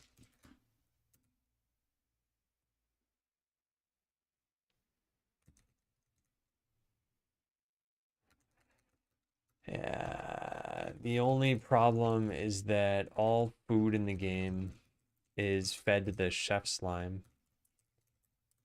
So I don't know why you're getting money for this.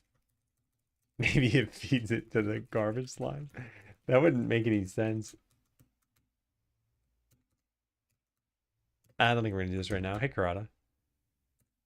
All right, to prevent people from spending all of their items on quests, we should have the second quest require something exclusive to the volcano. Yeah, so let's look at quest data. Right now it takes a small blue potion. We can just have it take a yellow potion. All instance data, potion. What's the exact name of it? Medium yellow potion. All right, now how many does that work out to be? Yeah, do we have a name? Yeah, probably. I think I'll switch to that. Good idea, Fleet. All right, so build a tavern. First quest is the exact same, 14 potions, whatever. Second quest is now 6 yellow potions, 6 boots. Yeah, I like that better. And that's it. That's the change. Change second quest. You almost certainly can't beat the volcano with just 2 adventurers without building the farm. So I guess I'll say it requires an item from the volcano rather than from the, oh my god, I can't type. The forest. This is because you almost certainly can't beat the volcano with just 2 adventurers without building the farm. So this would encourage you to build the farm first before potentially losing like 60G worth of potions.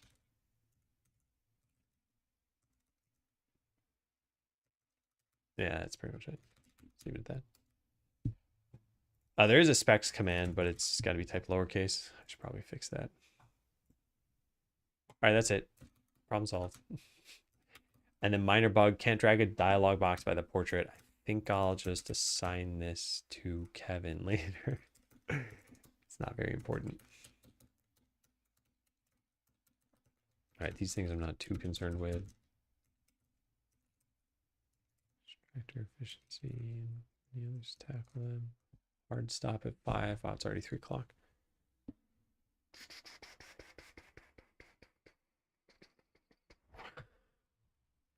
Maybe we play the game again and focus on the garbage slime.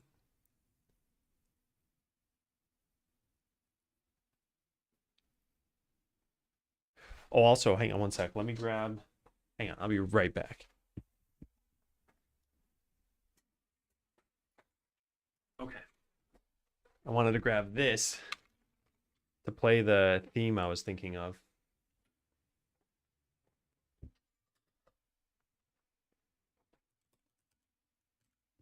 And ask, what do people think? Although it probably won't work well because it's a very, very tiny keyboard. All right, let's see.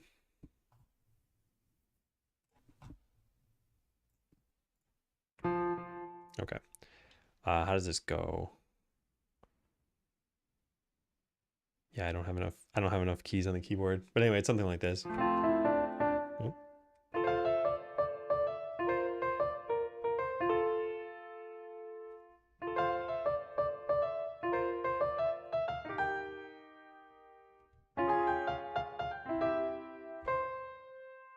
I don't have enough keys.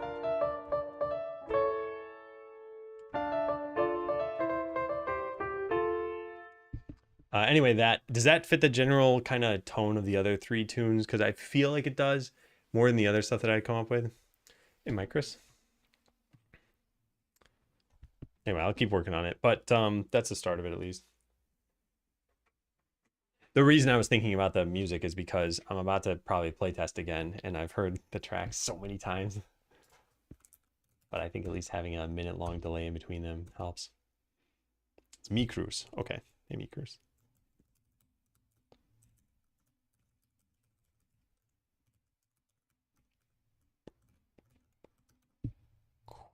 Cool. Write that down.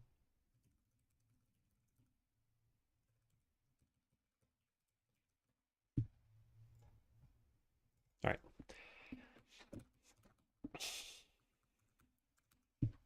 Well, anyway, I think it fits the tone. All right, let's do another playtest. Want to focus on the slime, but otherwise play how I would normally play? Yeah. All right, let's get everything set up for this. There. We're done. We're ready. Turn off the keyboard cam again. Let me write this down. Turn on keyboard cam again. Okay. Game sound. I'll turn that up a little bit.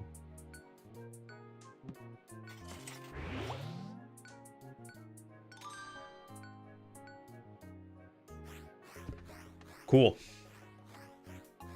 Cool.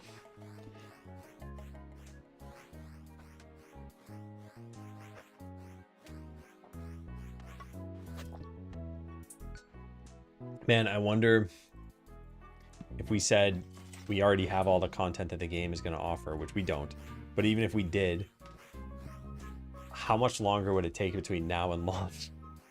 And then it's probably like minimally 2 months of just polishing everything, getting done with all the tasks we had.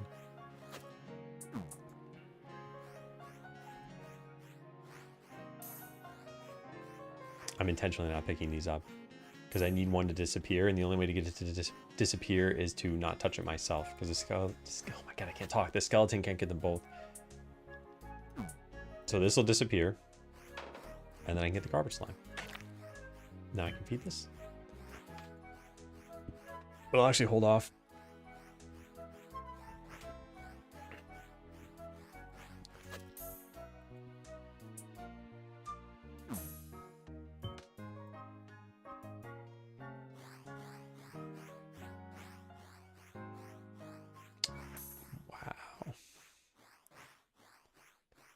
I gotta go through the feedback of the existing version. I should probably do that this weekend. Come on, blue guy. Go away, go away. Don't buy my items. I want you. No, stop it. Stop. You're not allowed. Okay, whatever. There's another one there. That's fine. Oh, come on. You really should be able to give a desired item to the customer. I have that written down. That's why I wanted the blue customer to buy it. Because now we can afford the town hall and auto battling. 9 gold. That's amazing.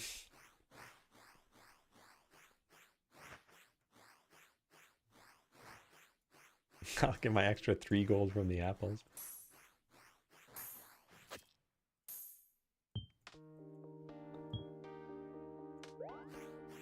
All right. So I still think probably the first thing I buy should be the next adventurer.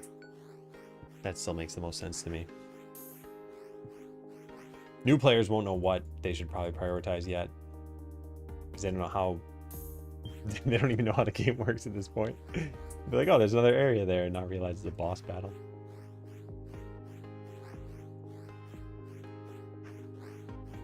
Oh yeah, that's what I want to write down. Go through feedback from the last survey and close out the form.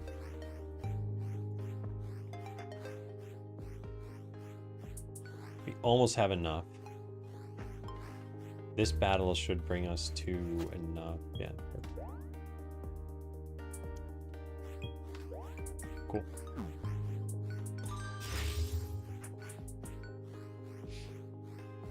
All right, now we have 2 adventurers.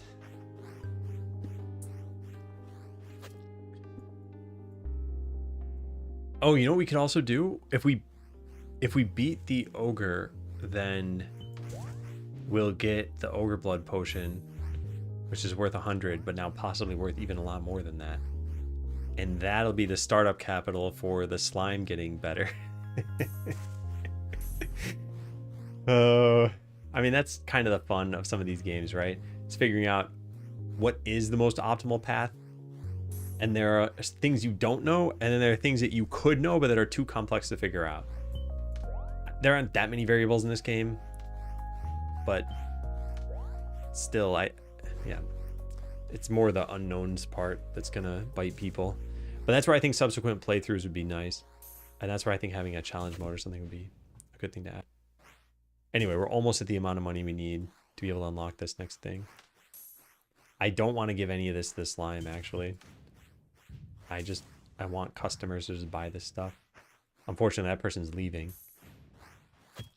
And now I have way too many potions. So let's just bail out of that. Upgrade the portal. We just need 1 more purchase. All right, I'll sell that. All right, now we go and fight.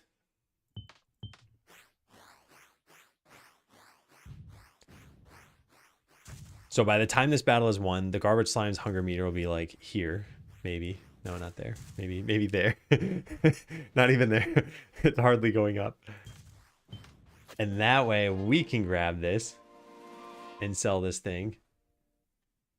We just need to wait for us to have enough money.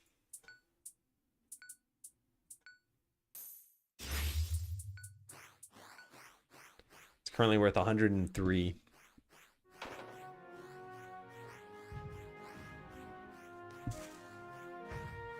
Yeah.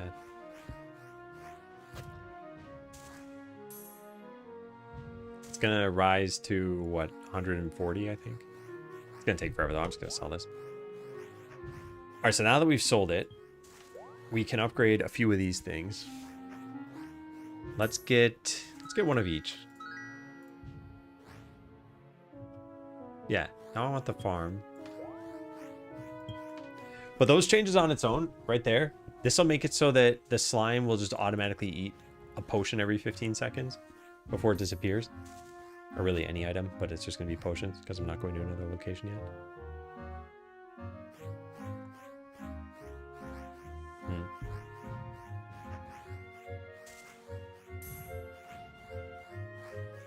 Should eat 1 of these. there it goes.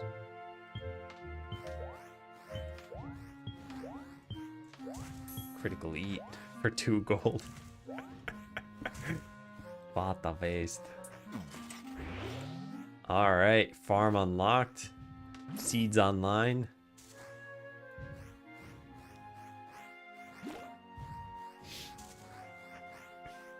So this feels a little bit slow to me. I think some new players would probably also think it feels a little bit slow, but I think they won't have gone down the same upgrade path that I did. So hopefully it's not too bad. And this is the kind of thing that, this is why we do user research. Let's figure out what are people saying about this. So I'm hoping after the next demo, I can get some other people to stream the game or just see other friends play the game. And yeah, watch how they're interacting with this.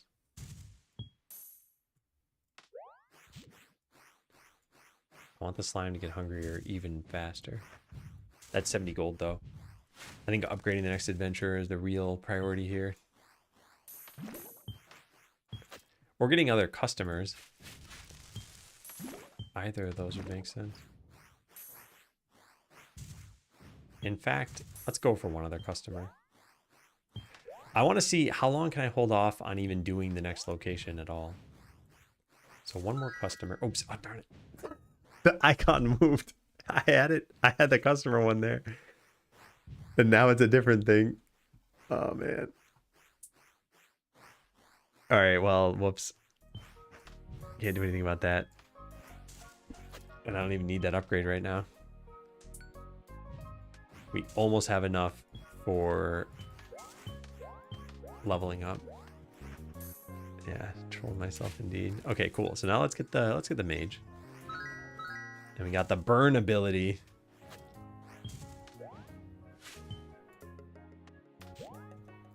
So now we can light bats on fire.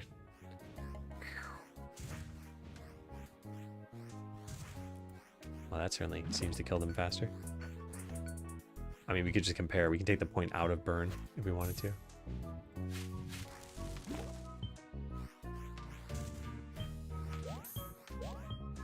Can you click this? Yeah, you can. All right, the thing I wanted to buy, I can almost afford. We need a tiny bit more. 1 gold. That's what we need. There, done. Okay, now we get the thing I wanted in the first place, which was more customers. That way, any potions in the shop will still sell, because the garbage slime is maxed out right now. Like, its hunger is at next to nothing.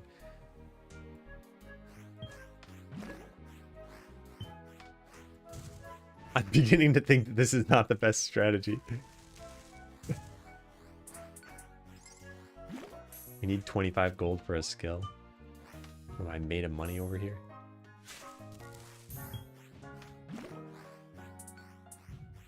I have 18.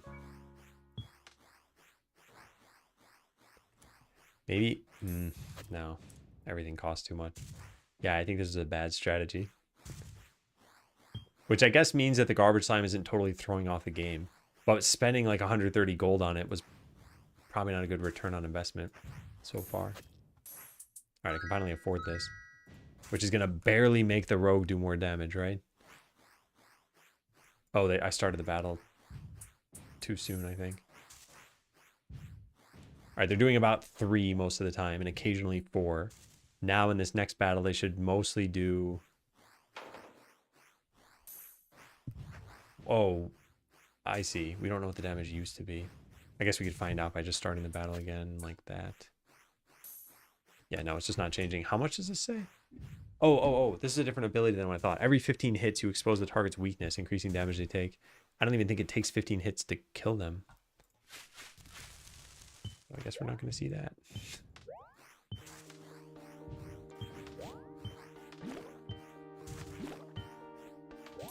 Yeah, anytime your attention is focused somewhere else and you come back and you just have a boost of money, I think that's pretty nice. Yeah, we don't have any other things right now. How much does the next adventure cost? 90. Probably this. Yeah. So now they'll pay 4 gold per item. which means after 50 potions, it will have paid for itself.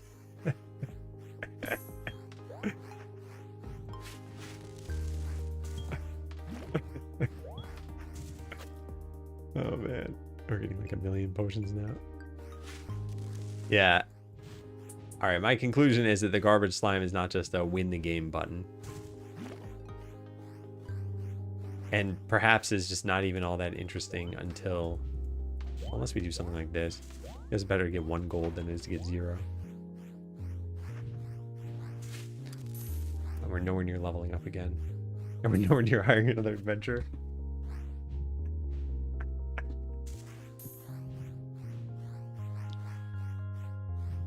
Yeah, what are you gonna do? And actually the slime never even gets hungry enough now, because we're always in battles and always producing items. So we're not even really ever getting money from this thing. I guess it forces you to think about your town throughput. Yeah. Whereas before you didn't really have to, because the slime just wouldn't do anything. And it was practically always at full hunger.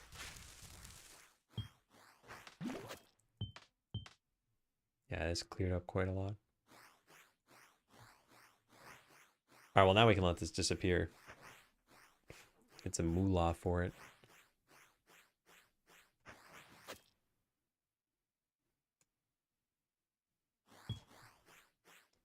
$5G. Oh, nice. 2 crits. That's 14 gold. Yeah, another reason why I guess it's good to wait. Maybe getting auto eat. Maybe this should start at like once every 20 seconds and then go down to once every 5 seconds. Because you can't turn this off. It's a good question.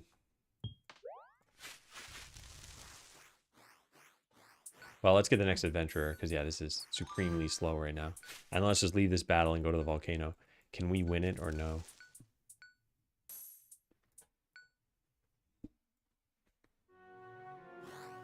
I have 2 level 2s and a level 1. I think they can probably win. Yeah, they can. This should drastically improve how much money I'm making. To the point where I certainly should have done this sooner. Build the armor shop.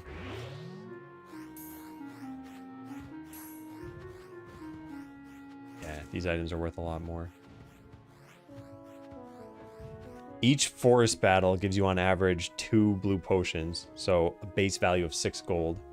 I don't know what the average is here, but you're guaranteed to get at least 16 gold base. I think, actually maybe more than that. So yeah, it's just straight up better. Hey, Mr. D-Boy. Yeah, you can zoom in. I think you did when you played. Although something you never did that you commented on wanting to do, you can start... I know you wanted to start infinite battles, but you can start 3 battles at once. And... whoops. Let me do that again. What's the last character? The mage. Yeah. Okay, you can start 3 battles, and then, yeah, these already do scroll. I don't want the player to start more than 3 at a time, though. I wanted them to not be able to ignore battles, pretty much. Anyway, I don't want them to fight like this. Let's get out of that battle, get out of that one. Go over to here. How's your game coming along, Mr. D-Boy?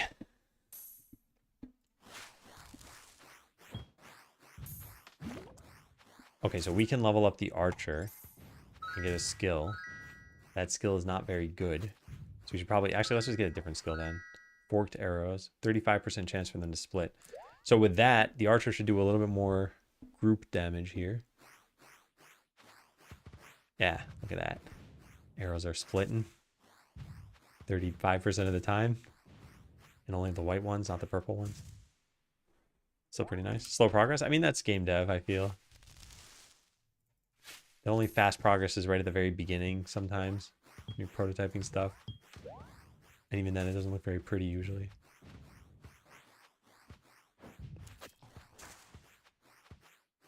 Okay, so what do I want now? You know what? I want this one. I think this is a pretty good ability. But I don't want to use it yet. And then I want the farm to be upgraded. Takes me a while to think how to structure code. Well, your game's coming along pretty well. I would have assumed you were a programmer.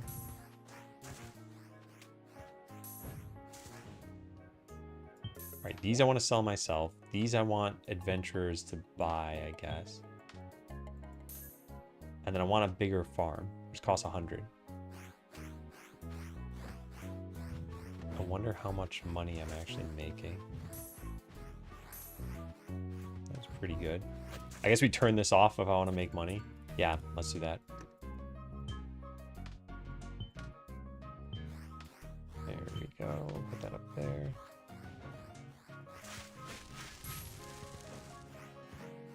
Oh, nice. We have enough to level up too. Perfect. Let's put it in that. How long is this battle taking? 14 seconds. Now that I leveled up one more time, it should be a little bit faster. I shouldn't have done what I just did. Wow. All right, so that was 14 seconds. Now the mage is one level higher. It's not guaranteed to be faster, but it probably should be. Yeah, 11.2 seconds. Nice. Critical eat. 2 crits. The money flows through me. We can finally upgrade this. Nice. Yeah, now I feel like the game comes online a little bit. So now you actually have some amount of speed collecting items. Oh, we never even built the tavern. I don't have enough money for it. Well, now I do. Let's start a quest. So now probably the best move is to split these into separate battles. Just turn this off. Go over here. Mage, start that one. Archer, start that one.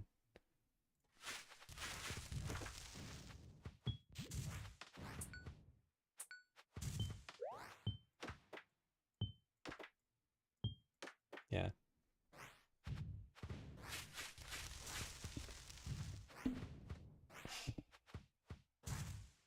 Upgrading the farm is very impactful.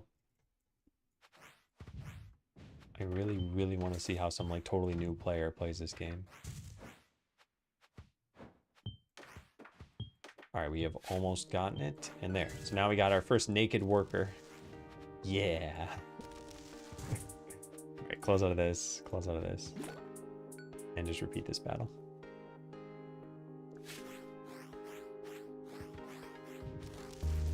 Perfect. Man, that critical eating thing is amazing. I gotta get the next level of that.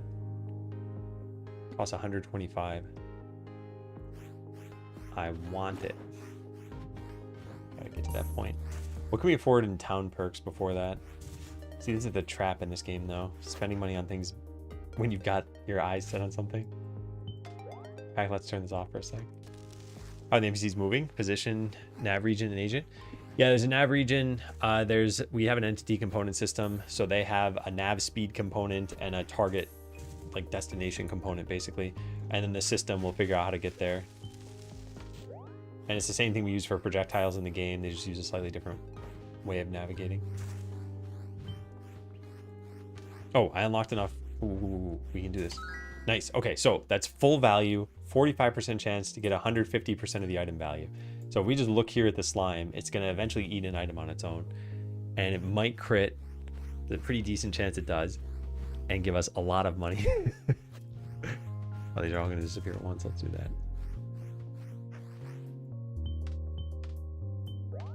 Six. That was not a crit.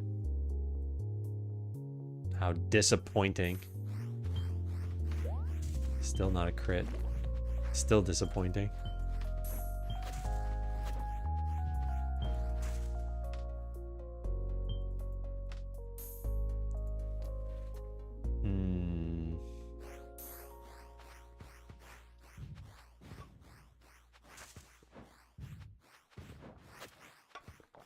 Should crit this time though, right? Nope. All right, there we go. 13 gold. Yeah, this is pretty crazy. I wish the disappearing had at least one. One what?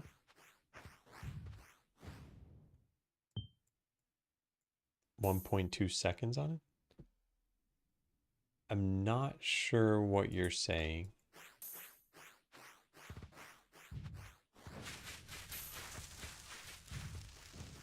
Okay, so we can upgrade crop variety now. Now we can plant what? What do we plant? Peppers? 15 gold. Okay, yeah. Slime is finally paying off. Get rid of these things.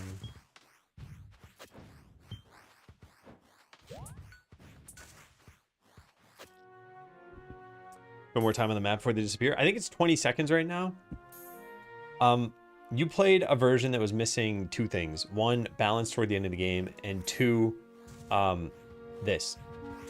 So the way this works is if you upgrade this, every 5 seconds now, the slime will just automatically eat an item. So like I didn't even move anything there. It just ate that item on its own. So that stops items from disappearing. And when you fully upgrade this, items can never disappear anymore. And then the town hall now has a perk for stacking items, which makes it even less likely that items will disappear. Thanks, Busto. Yeah, I think it is starting to look good. Oh, we can turn this back on. Oh, I can level up my adventurers too, probably. Yeah, let's level up the archer. And then probably go to the next location. I think that's what I've learned so far by playing through this time, even though I made all the numbers for this. But the farther you go in the map, the more money you're probably going to get. So now we have enough to go to the next location. So let's go to the next location. I'll wait for this one to finish. Yeah, we'll just let those things handle it themselves. They won't be able to get through all of these items. That's fine though. And we're getting peppers now. Okay, so go over to here. Can you win this battle? Split arrows. So cool.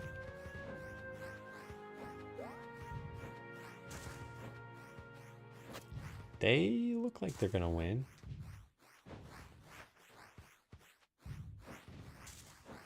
Yeah, it's very, very close. I don't know. They might lose. Okay, they barely won. Wow. 3 potions out of that. All right, well, let's sell some of these things. Oh, boots we can get with this, yeah.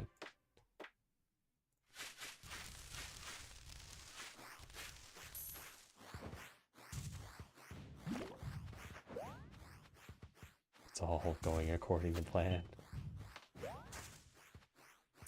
Yeah. I guess customers paying more money would be pretty nice. This one costs 150. It's probably not worth it. This one probably is worth it. Hey, Karnik.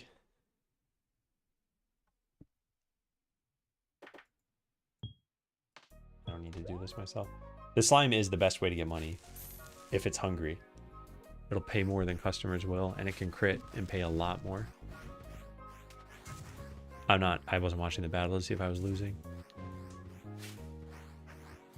Actually kind of makes me not want to get the warehouse.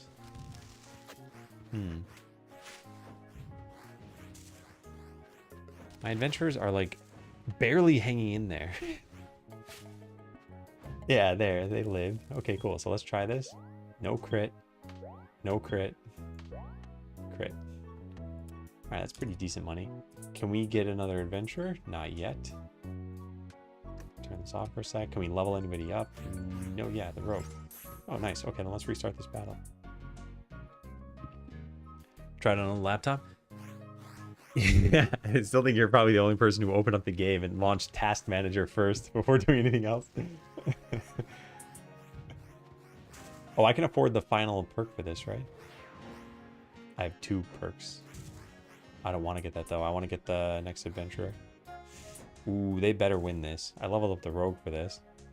Yeah, they're going to win. Okay, so now I can get another adventurer. Oh, 55. Okay, that's probably...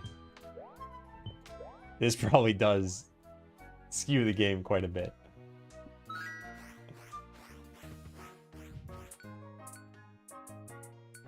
I'm gonna throw them into a battle, even though I don't have... Yeah, I have like nothing going on over here. But now they'll definitely win. There's no way they could lose, I think. Because the Witch Doctor alone is gonna absorb like 20 hits over the course of the battle. While also doing damage. Yeah, it took him 18 seconds. Not bad. Now let's put one of these on the farm. Let's put one of these inside of you.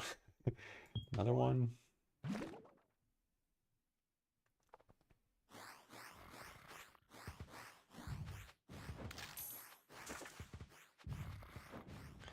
So they are winning this, but I think the amount of time it's taking them is such that I probably should be at the volcano instead.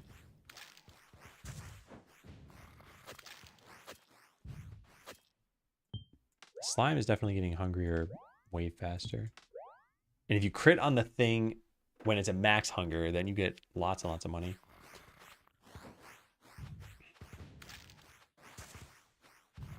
I'm not actually certain this is even a good upgrade. So I think pricing at 150 is probably the right move. Okay, how much money do we have? 113. We can upgrade nothing. Yeah, let's go back to the volcano. So I want to go back with just the... Let's go back with the mage and the witch doctor and level up the witch doctor really fast. I don't know if they'll be able to win. I'll also try a party of the rogue and the archer going there. Oh my god. 55 gold. Still great.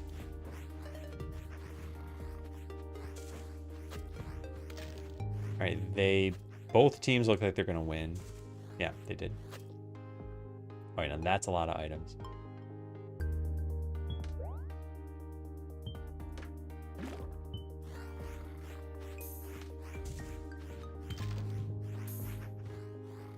Yeah, game clients, I figured.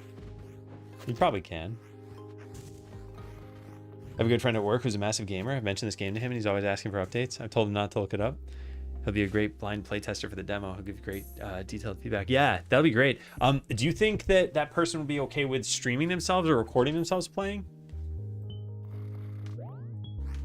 Because there is at least a little bit of a YouTube audience for this sort of thing. And that helps me quite a lot. But even just the detailed feedback would help. But yeah, next week I should launch the next demo, I hope. And that'll have the farm, the fishing pond, item stacking, auto casting, and the enchanter, perks for a bunch of different things. All right, now we're getting too many items. But we almost have enough to get our next worker. So I'm gonna upgrade this. So now items can't disappear. It's not possible anymore. Said recording it'll be the best way. Yeah, that'll be good. So I don't even need to touch these items anymore. And I don't need a warehouse. Warehouses still have a purpose though, which is when you get items in bursts, it could be much better to sell them to customers than it can be to give them to the slime.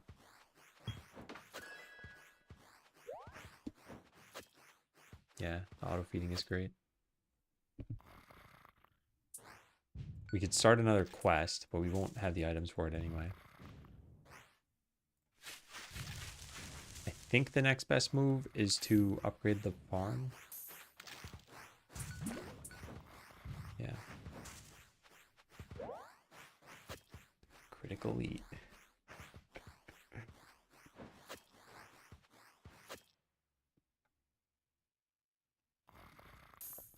We can't afford it though, right? No.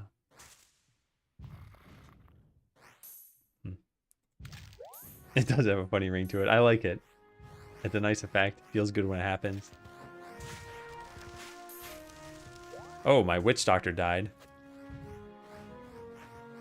I could level him up. That is so many potions. I could probably tackle the next boss at this point. And that is probably the move. All these things are going to get eaten at once. Oh my god, that was a ton of money. That's very lucky. Alright, and with that, we now have a much larger farm.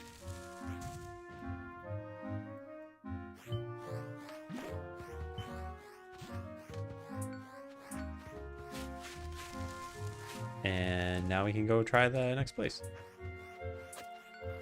Oh, I wasn't even battling here to begin with. We need 2 gold. Come on, someone's got to buy something. There we go. All right, let's try it out. We'll go in with the Mage, Archer, Rogue, who I think will probably lose. Well, they'll definitely lose if that happens. And while this is all going on, let's have the Witch Doctor go here. Okay. And we almost have enough to level up. So if this isn't enough to do it, I think a level up will. It all depends on which skills you end up getting through this.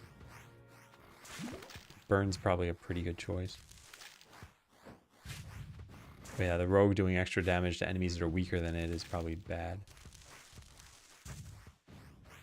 They might win. The Mage is about to die. Bye, Mage. And the Archer has a skill that it's totally pointless because it's only an AoE thing and there's only one enemy. Hey, we won. Nice. Oh, yeah. This thing's at max hunger, but I have to build this to even be able to use that. All right, let's send you all over here. And I will take that sword and I will crit eat it. Nope, regular eat. But if that had crit, it would have been a ludicrous amount of money. I should probably cap how much I can give you. Yeah. In fact, I probably have to do that. Probably have to limit how much the slime gives you for rare items when critting.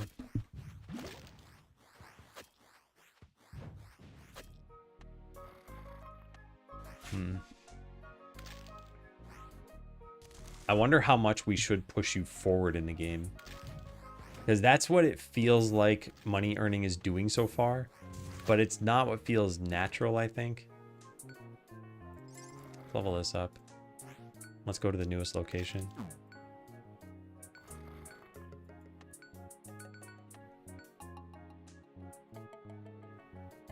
Yeah. Can they win this? What happened? Object reference not set to an instance of an object. The health component doesn't exist that was referred to by a life bar. I wonder if this has to do with how I just tried starting a battle.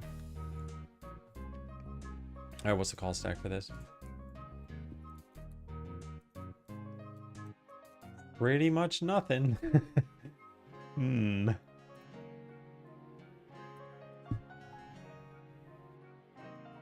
So, a life bar was not set. Where should it be set? In init. And it's never nulled out. So it means that we dispose something before even initializing this thing.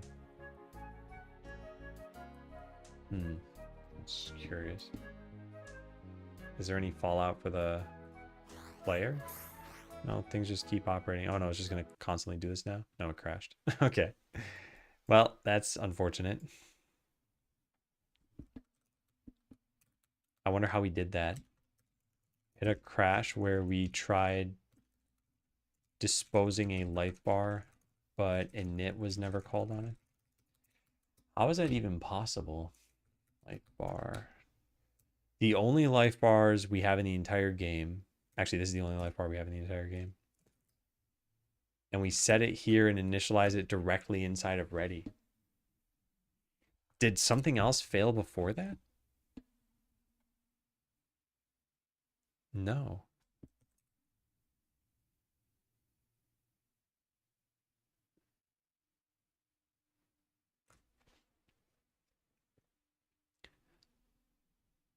Oh, what could cause this to happen? Oh, I guess maybe the entity might not have had a component. Maybe, oh, could I have checked? No, I don't think I could have checked. Yeah, maybe this got passed in as null. We could check that by... No, if it were passed in as null, then these things would fail. And they didn't fail. So the only other thing I could think is that something interrupted this code, but this is synchronous. It should be running on the main thread.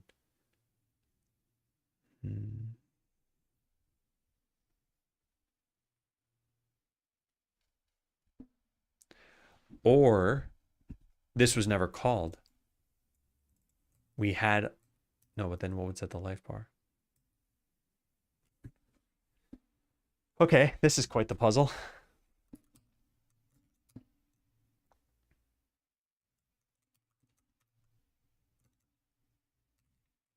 This is null.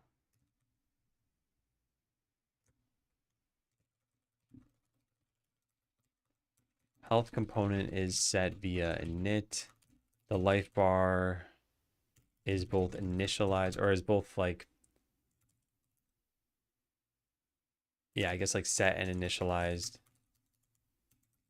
in the same spot. If it was initted with a null health component, the failure would have been sooner, since we try to subscribe to events on that component. Just looking at what I see here, I don't know how this could possibly happen. We did have another life bar in the game. I guess we could open this in this. CS. But this style is not actually a life bar. This is a texture progress bar, and it wasn't that kind of life bar. We know that because we can see here that this was in my life bar, not texture progress bar. So this one doesn't matter. This one doesn't matter. This doesn't matter. This doesn't matter. This is my untitled file. This is the actual life bar itself. Yeah, the only usage we have from C# code is there. This doesn't matter. This doesn't matter. Strange. Strange indeed. It was set because then it got disposed. What if ready had never been called? Would we still have disposed this thing? I'm actually not sure what happens in that case.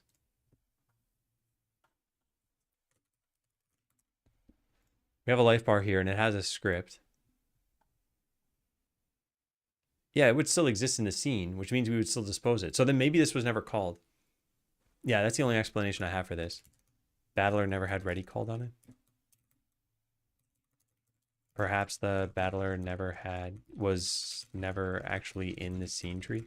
How is that possible though, if that's even correct? Which we should go validate whether that's even a thing that can happen. It should be.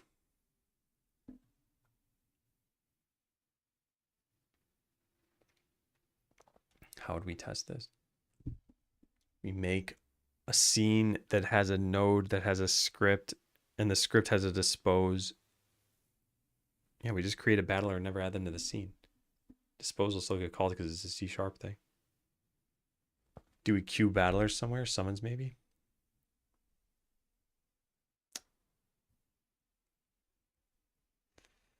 That could be it.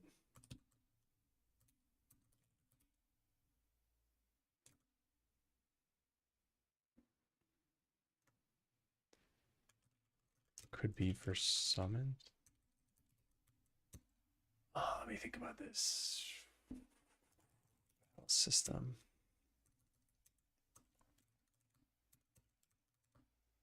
Summoned by enemy ID. Yeah, it doesn't add them to the scene tree yet.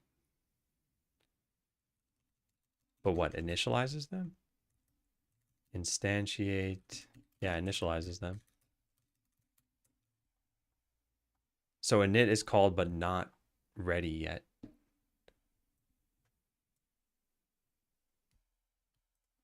Huh.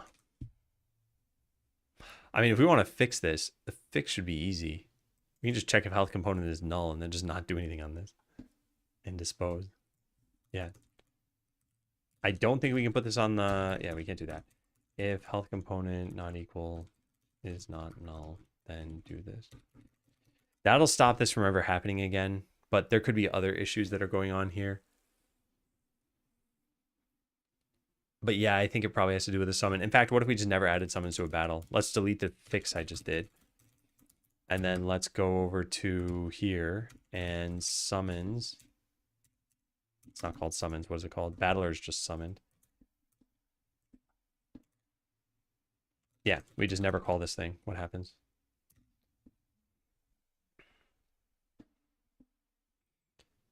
So there's a zombie waiting in the wings somewhere. Load. Start a battle with a witch doctor. Just anything that's going to take them long enough to have a summon. Yep. And now we leave the battle. That didn't do anything wrong. Huh.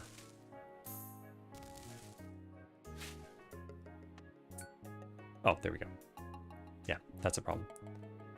So it is a summon thing. So if we turn this off now, everything should be fine. So we can't rely on... Oh man, this is kind of a pickle.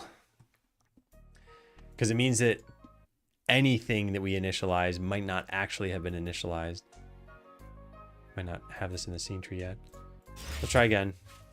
We're going to do the same thing we just did. Start a battle. Wait for them to turn purple. They did once, but I might as well wait a little bit longer. There we go. Okay, so now I close this. Oh, and now it's triggering it in battle. Because this health component may never have been set. That's fine.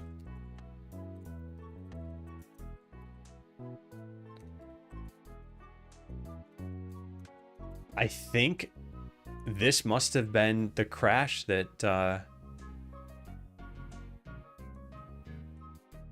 This must have been the crash that some people experienced that we never figured out. What does it take to do this? You have to...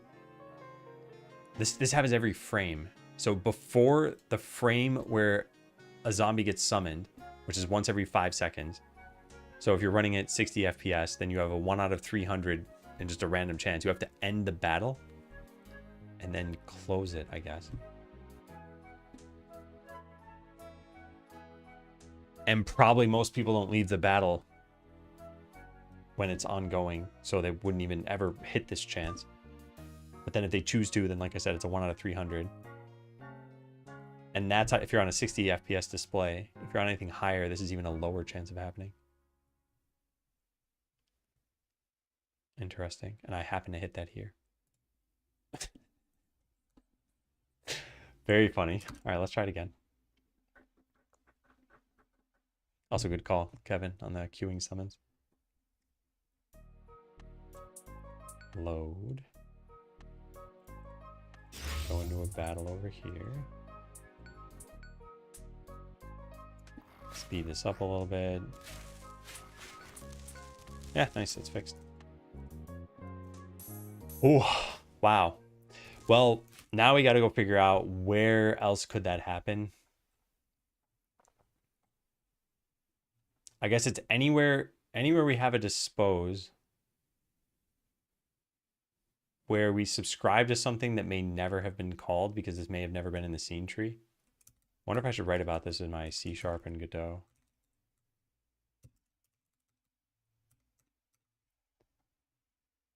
Well, it's in troubleshooting. I'll probably just write something.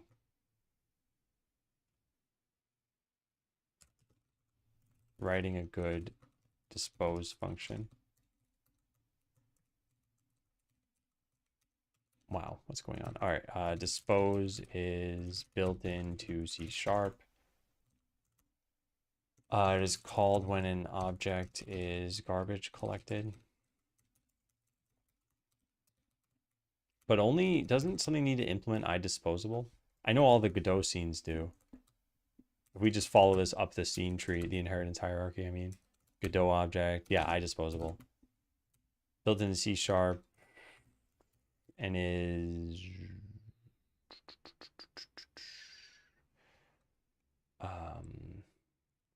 not really provided by, I don't know what I should say here, like is required by any iDisposable. Yeah, it's called when an object is garbage collected. When all Godot objects are iDisposable, which means they will have their dispose functions called.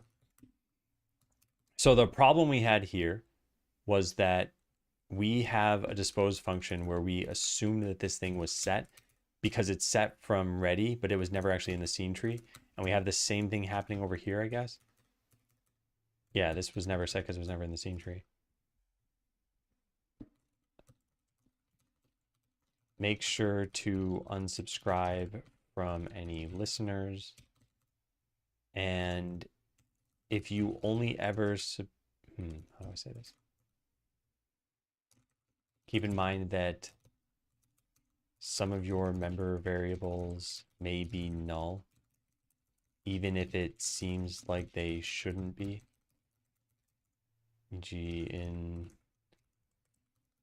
I ran into a scenario where I ran into this scenario. I'll just illustrate it with code. Let's just copy the whole thing.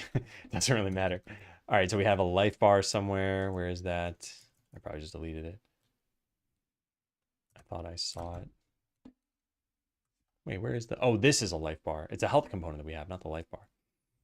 Yeah, so something like this. Health component, which we set inside of... Actually, we set this in ready. Let's just do it in battler. I think that's a better scenario here. So here we had a life bar. The life bar was set through ready. Yeah. So we cut out of all this stuff. And then dispose tried to... Wait. The health component was set in here. It actually doesn't really matter. I'll just say get health component. And then down here we tried... We must have listened to this somewhere too, right? Plus equal on health change. Yeah, this.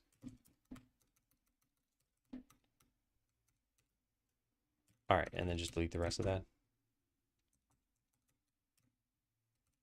So this is the code we want for this.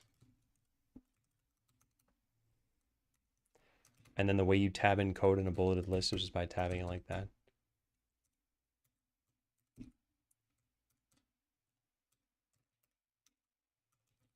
The problem is that...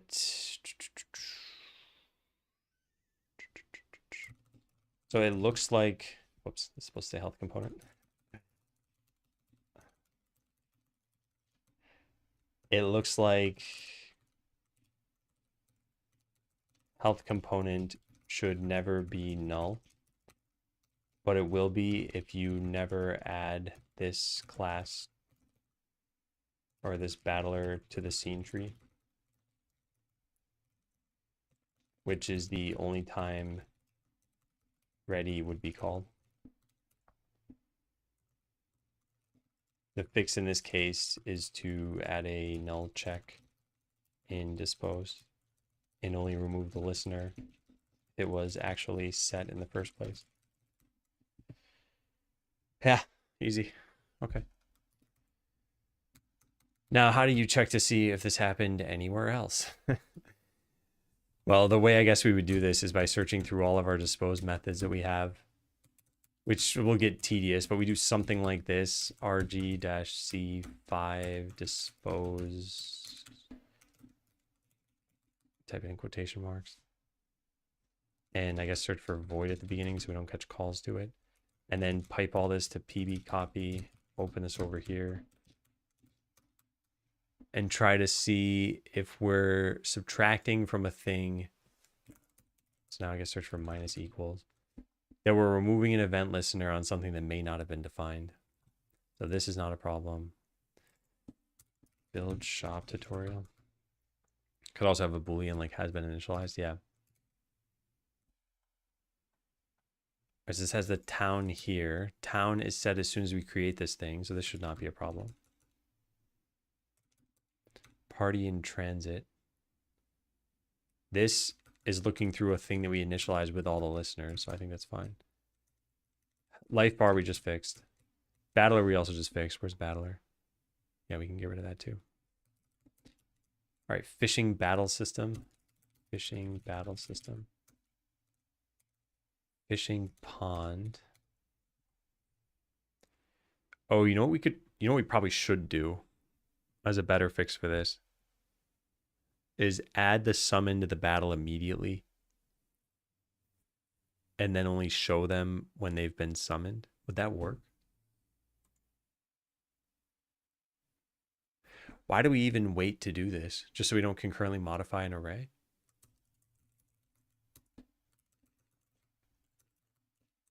What does this function do?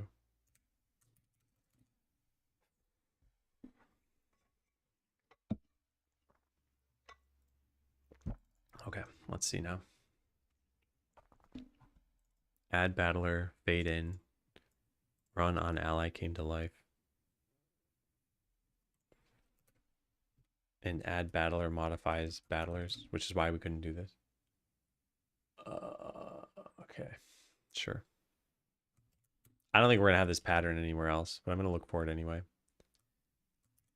Anyway, fishing pond should be set as soon as we initialize this thing. Yeah, it doesn't even need to be in the scene tree. Okay, walk animation system. This is, no, that can never not exist. That's fine. The battle system itself, we just checked that, didn't we? Dispose. Listeners to clean up. Battlers on scene tree. Yeah, this should all be fine. Where'd that tab go with all the things? Uh-oh. Did I close that? Oh, God. I think I closed it. No, here it is. Okay, close every other tab so I don't lose that again. Okay, so this one's probably fine. Next up is drag controller. Dispose, remove handlers. Thing is breaking left and right. If control is not null. Interesting that this was there. Very interesting. That's how this should be done. Why isn't this how everything is done? Yeah, that one's fine. Next up is signpost. Yep, this check to see if we've subscribed. Yeah, in general, let's just make sure you've subscribed to something. Town has a dispose. Oh, that's fine. That's a debug thing. Instance slot. This checks to see if the instance is null. Yeah, everything's doing this right, except for battler. And I just never ran into this problem until I had a 1 out of 300 chance. Look at that. A null check right there. Wow, fantastic. Out of curiosity, is this defined as null forgiving? It's not. This one is nullable. End battle screen. What's this one doing? Remove adventurer listeners.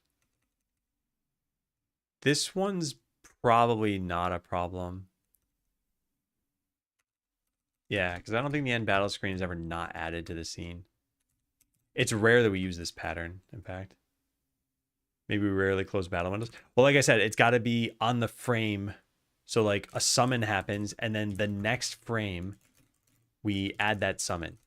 So it's got to be in the frame between summoning and adding that summon to a battle. So it's got to involve the witch doctor. This only happens, it's not really once every 5 seconds, but it could also be when an enemy dies. But yeah, how often do people even end ongoing battles? It's not common. They usually wait for them to finish. And I guess that's probably kind of the same for me when I'm playtesting. Oh, and then at the end of all of this, you need to close the battle window.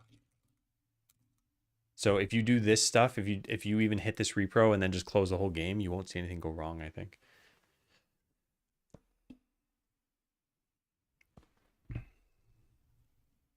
Yeah, it's a very rare thing to encounter naturally. Clean up listeners. What's this doing? Checks to see if the adventure is null. Wow, look at that. Everything's already doing what it should be doing because we don't run into this weird case. What about this one? This is presumably set up as soon as we get into, yeah. And ready. But the party chooser is always just directly added. Object highlighter. What's that about? Object highlighter. This just sets a shader parameter. This isn't even interesting. Okay, then the final one is battle map marker. What might you do? Checks to see if the instance is valid first. Okay, well, we fixed a pretty critical bug there.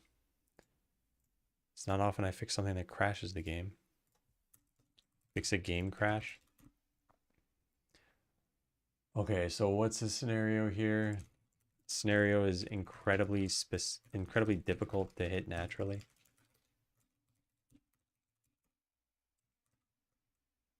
Have a summoner in the battle, i.e. the witch doctor. Have them summon a zombie.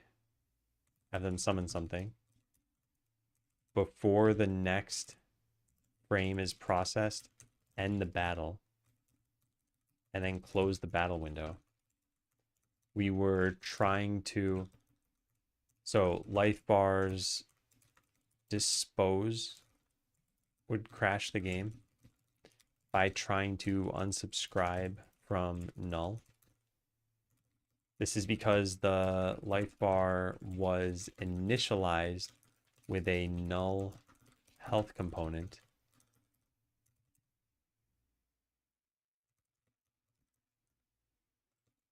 Wait, was that what was happening? Oh God. Life bar. It was the ready of this thing. Yes. Which, yeah, whatever. Since the battler itself was never added to this scene tree, that happens from battle system, add summoned battlers.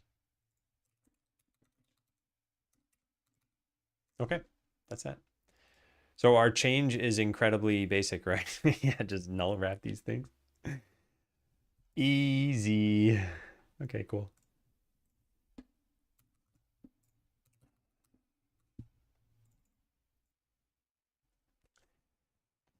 All right.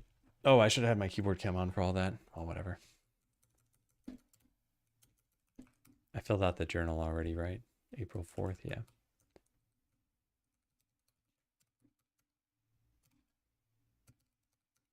You know what? We'll do this on Monday.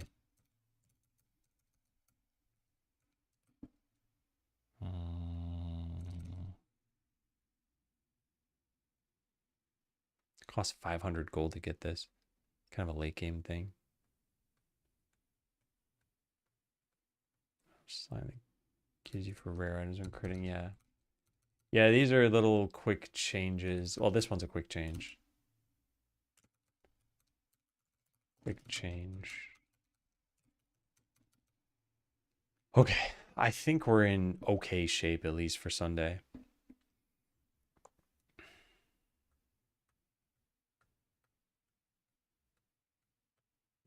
Yeah. Yeah, Sunday is the day that my friend Sam is going to play the game again. He played it 3 months ago, and he liked it. He had some feedback. I've addressed some of his feedback at this point, so I'm curious how he'll engage with it this time. I kind of wonder... The feedback that a returning player might give is more likely to say that the game is too slow paced than if a new player plays it. So I'll have to keep an eye on this. Yeah. All right, let's go find someone to raid. I've been streaming for quite a long time. It's been a productive week in general.